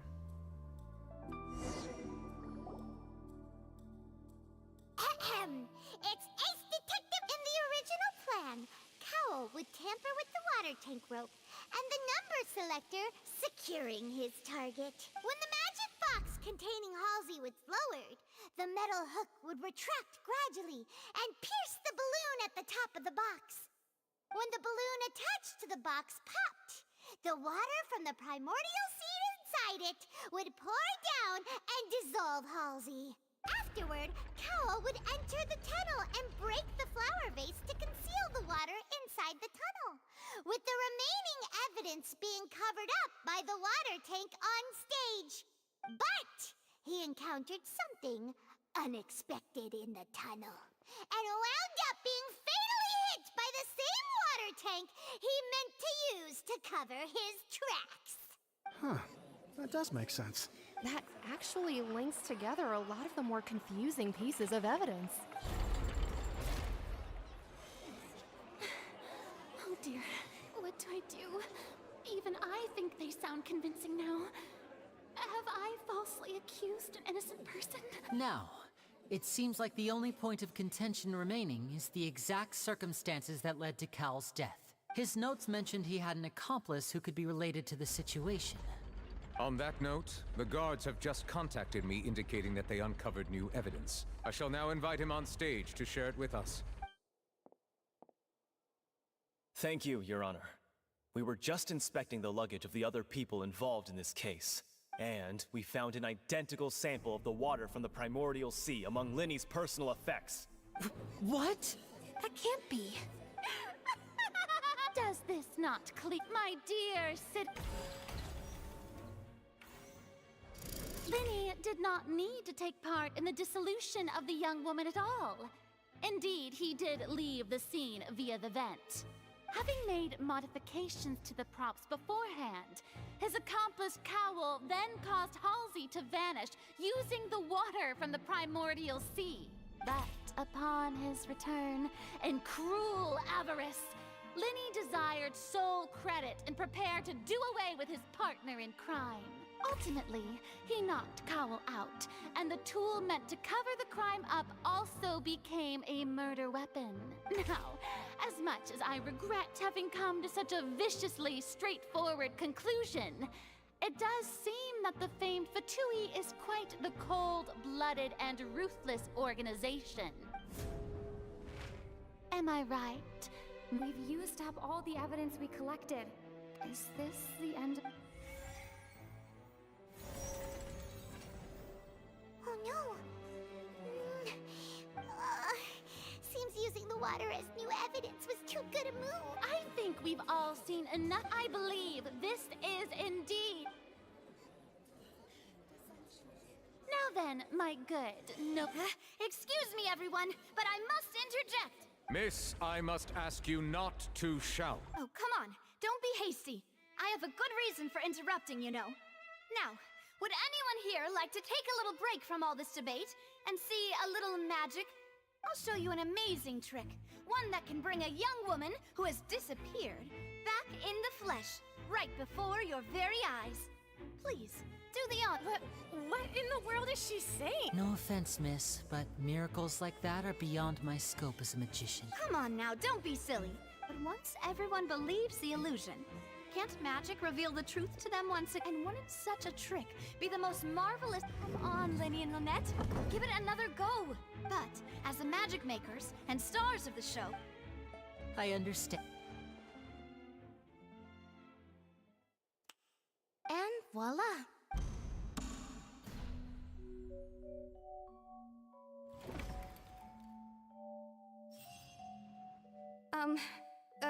Sorry for the interruption. Wait, isn't that Halsey? So the whole thing about people dissolving wasn't true after all? To be clear, I'm only here because this person told me that if I testified, the merit of doing so would lessen my sentence. I was hiding outside this room listening to the proceedings because I was afraid that I would be the one put on trial. I was just feeling happy that no one had noticed me. And then before I knew it, she caught me. That'll teach you to underestimate us three. Where should I begin? I'm sorry. I'm the one who killed Cowl. I admit it. What? Why? Firstly, my name isn't Halsey. It's Lillian, and I'm originally from Mondstadt. I heard that Linny's show was gonna be a real thriller, but I missed the chance to buy a ticket, so I stole one. That's how I make a living. I steal stuff here and there. And I'd never been caught before. But I was noticed at the harbor a few days ago, and I barely got away. Linny was the one who caught me in the act. Hey, no wonder you look familiar. So you were the thief. Liddy even mentioned that you were pretty skilled. Well, and I thought that would have been the end of it, but then the number selector chose me. He even mentioned the Fortress of Meripede. That's a prison, isn't it? So you can imagine how shocked I was. I thought he was onto me for sure. So I played along with the show while looking for an opening to flee. But then I got water poured on me for no reason, and then someone jumped into the tunnel to nab me. I wasn't going to take that lying down, so I knocked him out and stuffed him into the box. There was nowhere to run from there, though, so I had to change my clothes and hide in a box containing performance costumes. I slipped out after the first guard arrived at the scene and continued hiding inside the opera house. Pues técnicamente no lo mató porque a final de cuentas fue un error de cálculos. O sea, la caja cayó por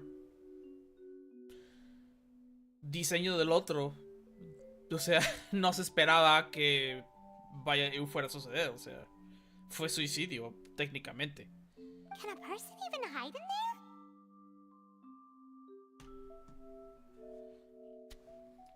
But I swear I didn't know that the water tank would fall down. Really, I swear it. Had I known that, I wouldn't have put him in the magic box.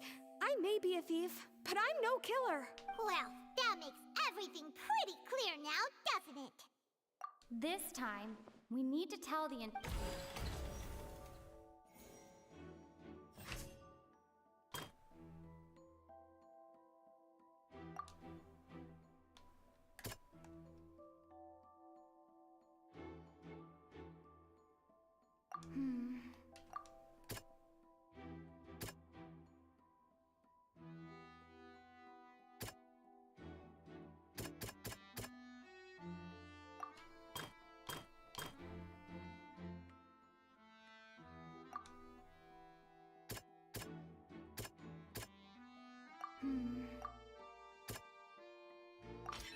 The flower vase was not...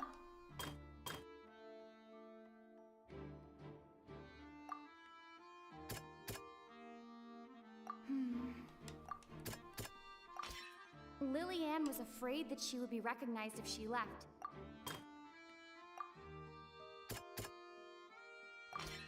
The strange sound wasn't from a fight. It was Lillian's attempt to break out when she was frightened. And it's Ace Detective Paimon time! Having been selected out of the blue, Lillian panicked. Her panic only intensified after she entered the tunnel and had water poured on her head. So hearing the commotion, Cowl leapt into the tunnel, only to discover that Lillian had not dissolved. He did not know that Lillian was not from Fontaine, but was a thief who made her way in by stealing a ticket. Mistakenly believing that the water from the primordial sea needed time to take effect, he tried to force Lillian back into the box. The two broke the flower vase during the struggle, but Lillian came out on top, knocking Cowl out and putting him in the box. With no way of escaping, she changed her clothes and hid in the costume trunk until the performance ended.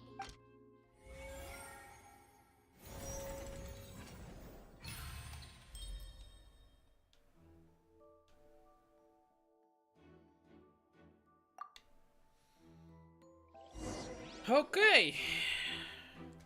She Tiene knew sentido. that she would have to go through guard inspection if she tried to leave afterward. So, she has been trapped in the opera house these last 2 days. She had already become desperately hungry by the time we were chatting over macarons. So, She swiped 2 of them right under our noses. Talk about a sneaky thief. At this point, all the events that happened in the tunnel have now come to light. Ah, so that's the whole story. Bravo!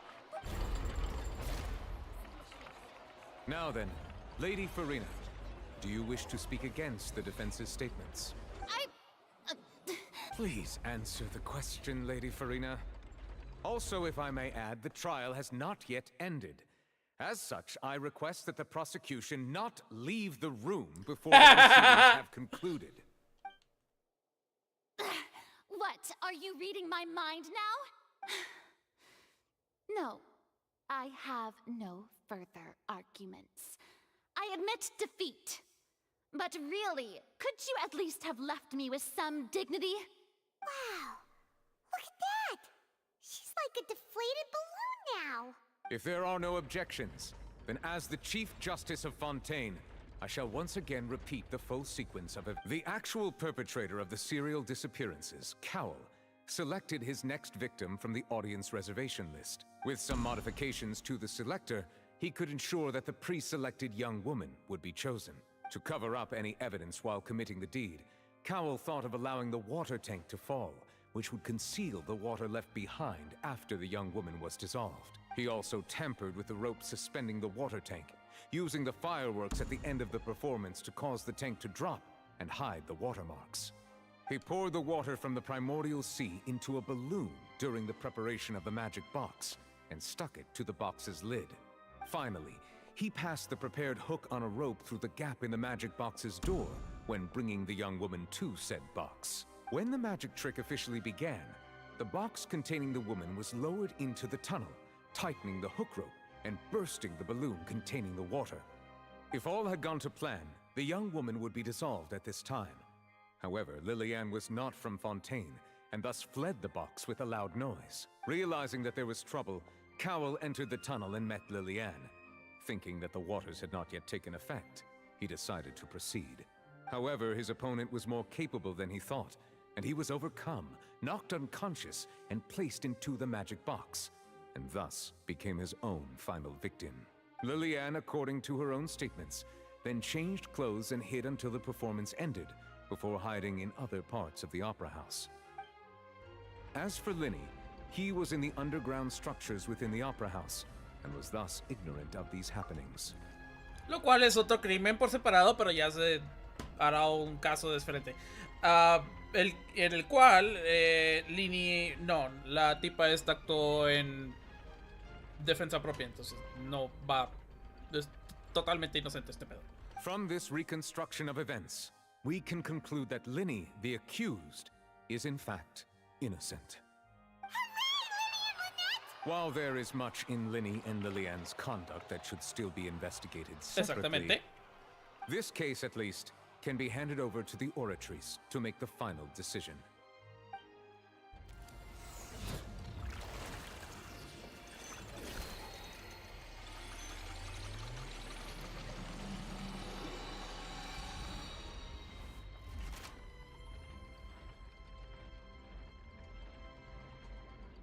As such, Linny and Lynette are officially declared not guilty. Great work, Thank you all. Thank you so much. Next, I think we deserve an explanation, Guard Vaughn. How did you find the water from the primordial sea in Linny's baggage? Right! Your discovery caused me to make a serious mistake, you know. Or was that not a discovery, but false evidence that you dare to bring before this court? Oh, shit!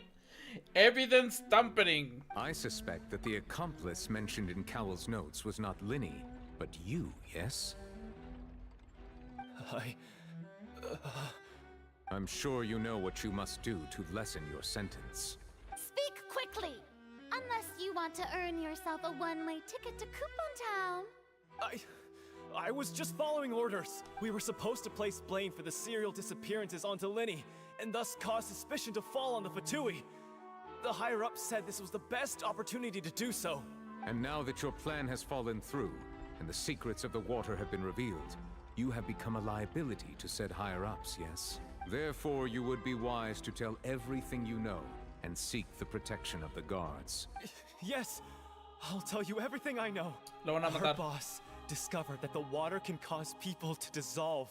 It can also be made into a potion, which when extremely diluted, can cause people to experience unforgettable exhilaration. We've been in this business for a while now, and have made decent mora off it. The disappearances were also the boss's idea. I mean, this is the boss we're talking about. The...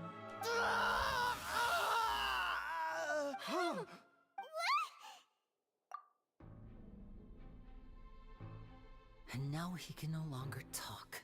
Such ruthlessness. I shouldn't have expected any less of them. An outrageous act. All present, please submit to inspection immediately.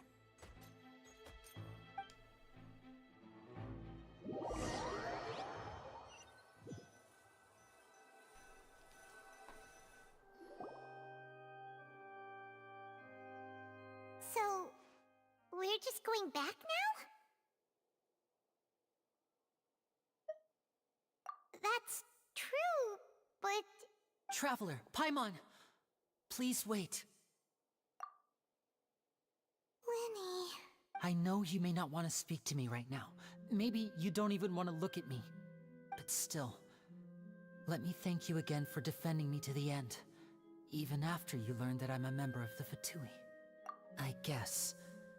But regardless, I'd like the opportunity to set things straight. I didn't approach you with any ulterior motives or ill intent. I've spoken to you as myself, just plain Linny this entire time. As for why I'm a Fatus, it's because the goals of the House of the Hearth align with those of an orphan like me. That's all. That was how Father, who you might know as the Knave, approached recruiting us back then too. The Knave? The one who controls the House of the Hearth? She's your father? That's right. And since we're here, I was wondering, would you mind hearing a story? It's about my past. Back when our parents first died, Lynette and I were left wandering the streets. To survive, I took to surreptitiously observing an older street performer who did magic. It took me several days to figure out how he pulled off his amazing tricks. I took my sister through several streets until we found a crowded corner, and we began to perform magic tricks there. To my surprise, we proved to be pretty popular, and we could at least stop worrying about where our next meal would come from for a time. But I didn't want my sister to remain a street rat together with me forever. Before long, an aristocrat came to me and claimed that he wished to take us in after watching my performances. So you went from orphans to nobility just like that?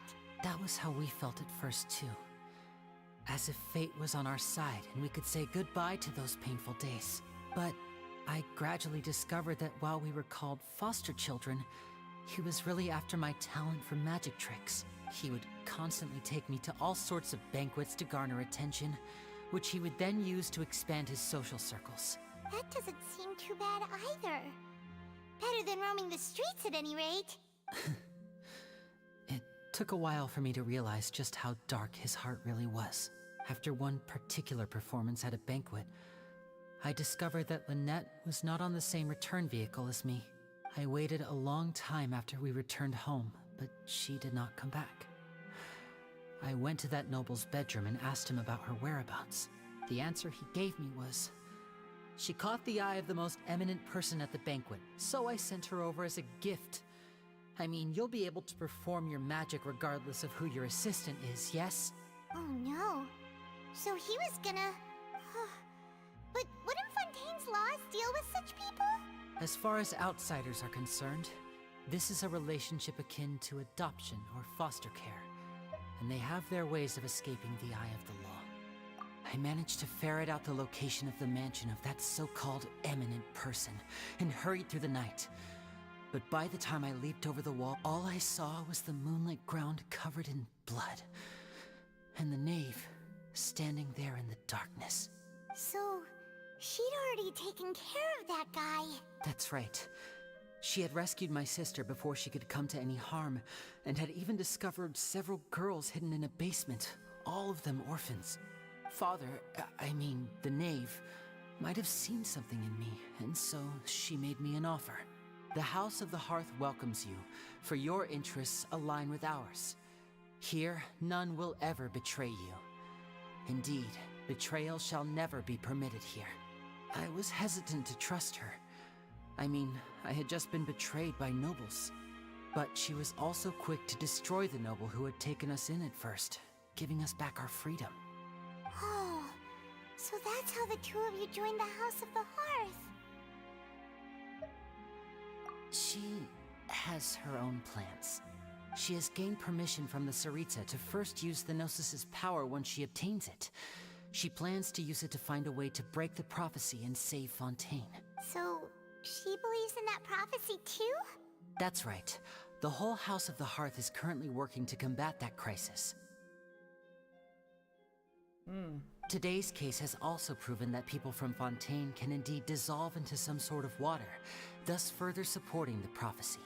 All of us house members here, Lady Arlecchino herself included, are from Fontaine. We won't give up on defending our homeland. To us orphans, the only connection we have left to this world, apart from our family, is our homeland.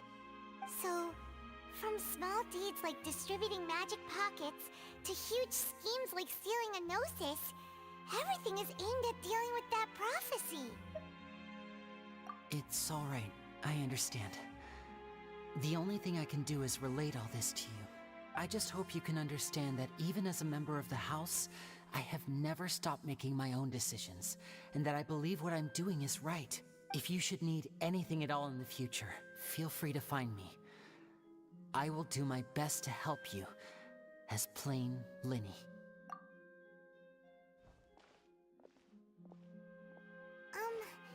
Bye, Linny!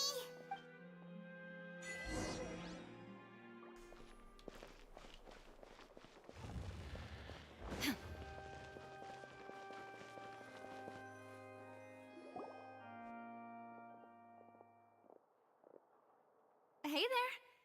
What was with the disappearing act you pulled right as the trial ended? Were you looking for us, Navia? Well, this whole thing isn't exactly over, is it? I do feel that we're getting closer to solving the serial disappearances case, though. Don't you think so, too? Huh? What's wrong, my dear partner?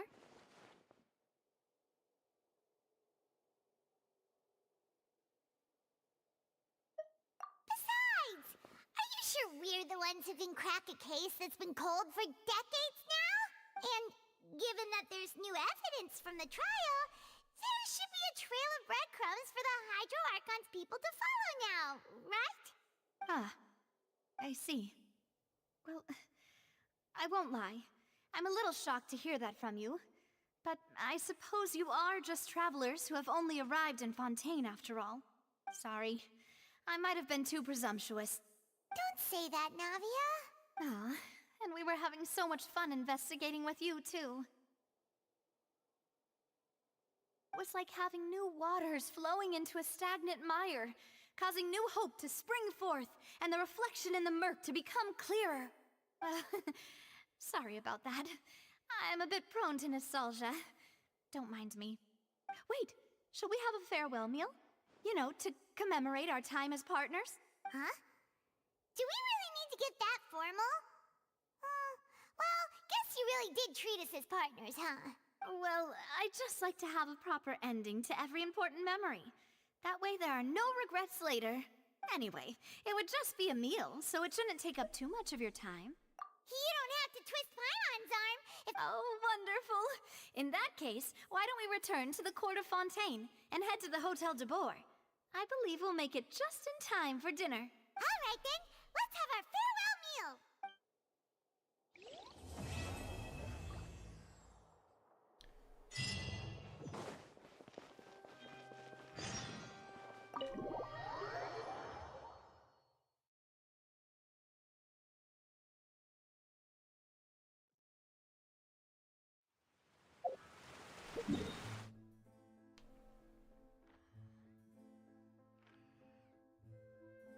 Holy fucking shit. Lo bueno es que no está tan lejos.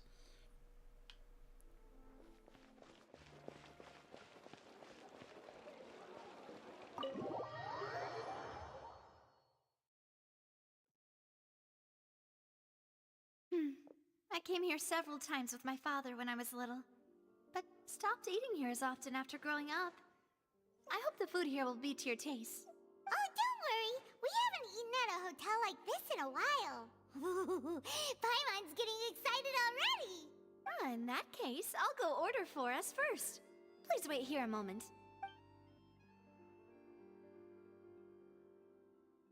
Ooh, everything looks so good.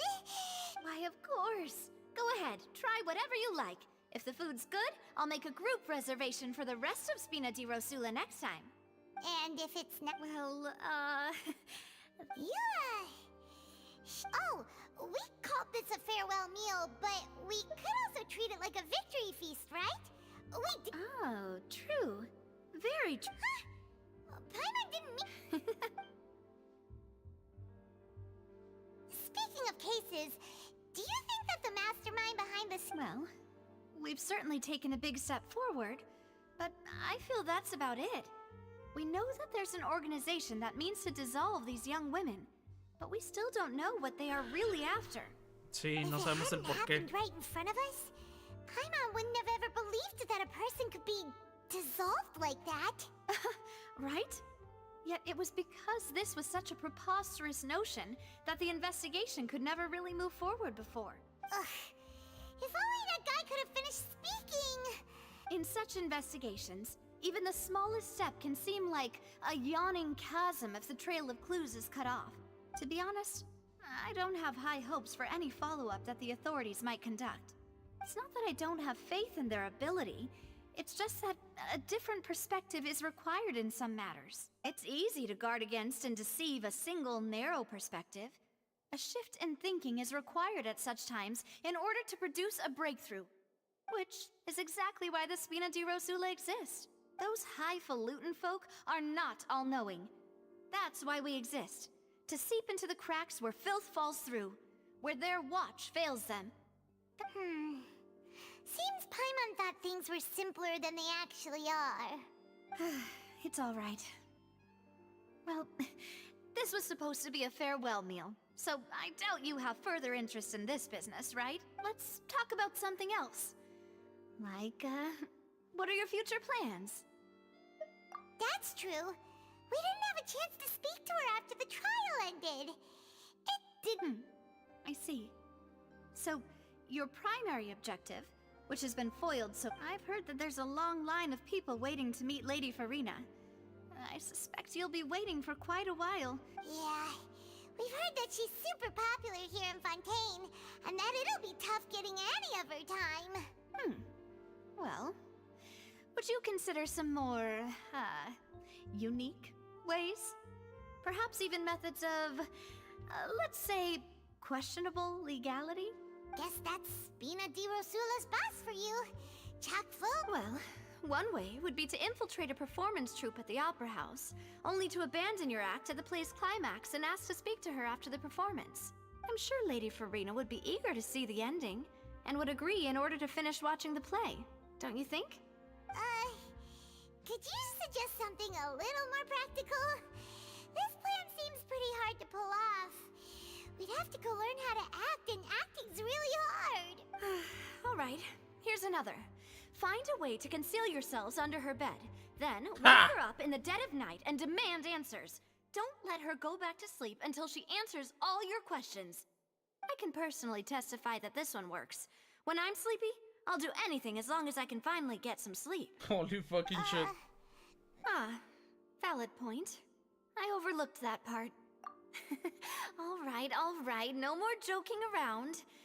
Perhaps you could. You did defeat her in court, clearing citizens of hers from false accusations. False accusations she had nearly upheld personally. I imagine that she feels quite ashamed about the whole thing. You mean that if we catch her while she's on a break, she might be too embarrassed to refuse? Oh, that does make some sense. Why don't we give it a try after this meal? You know, Huh? Paimon, did you drink my Fanta? Was this your drink? Sorry about that.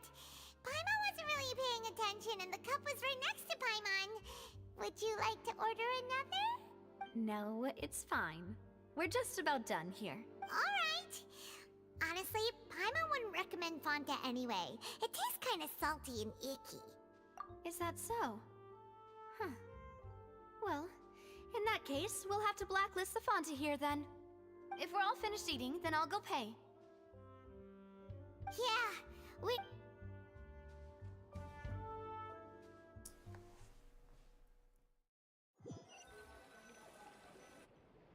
Oh, so full.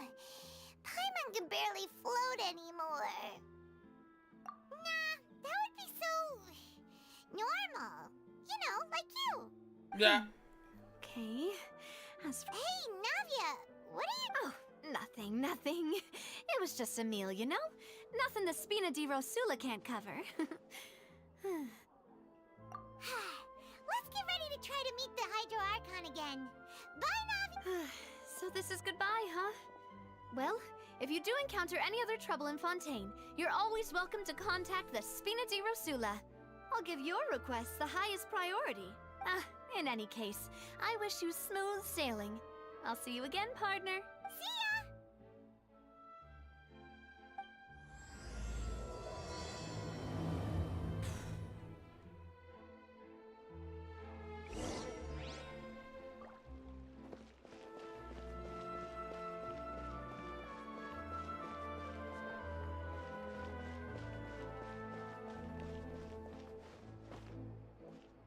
Ok.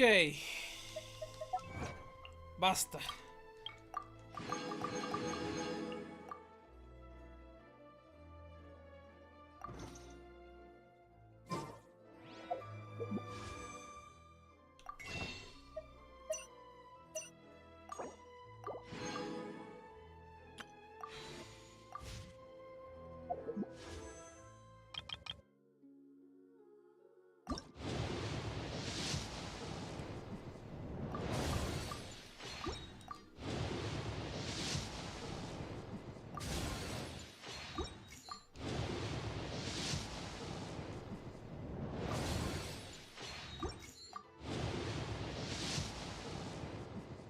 Sirve que armo otra fucking bárbara. Sirve que voy haciendo pulls para el... ¿Cómo se llama? Para armar 50-50. What the fuck? Ok. Ugh. Salió arma. Banner de personaje. What the fuck?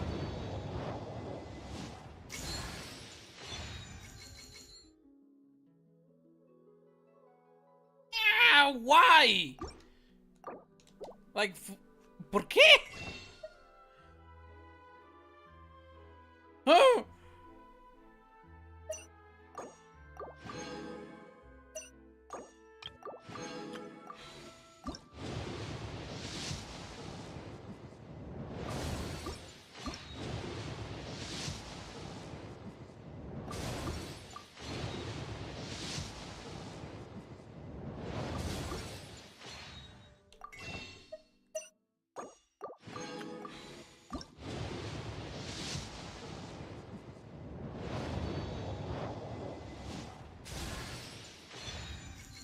Otro fucking Benito, güey. Y no mames, no sirve por pura madre.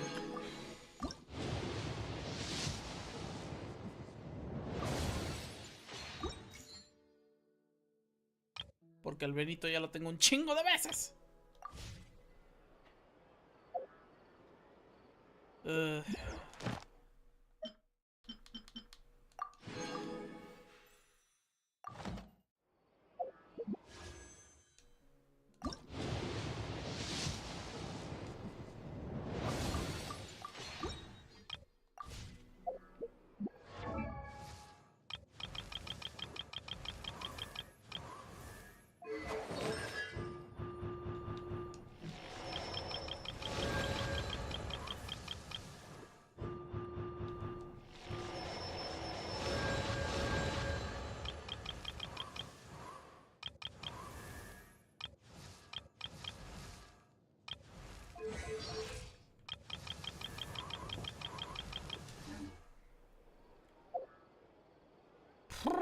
Ok.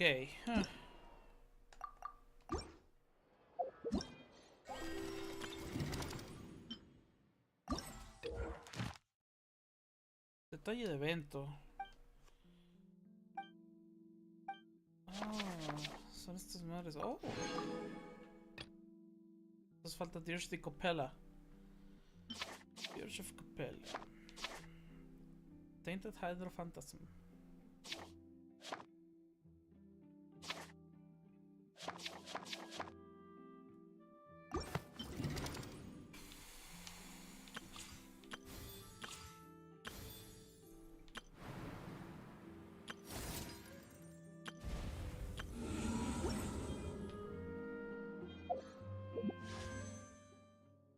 Ay, no mames, me faltaron 7, güey, qué coraje.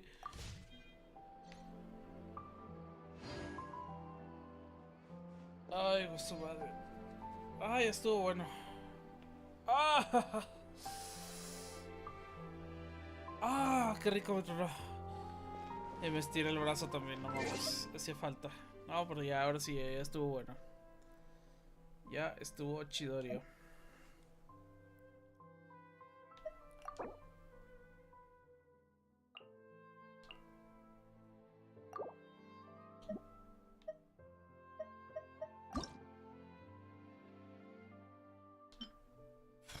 Todavía no tengo el... algo de aquí, ¿verdad? No.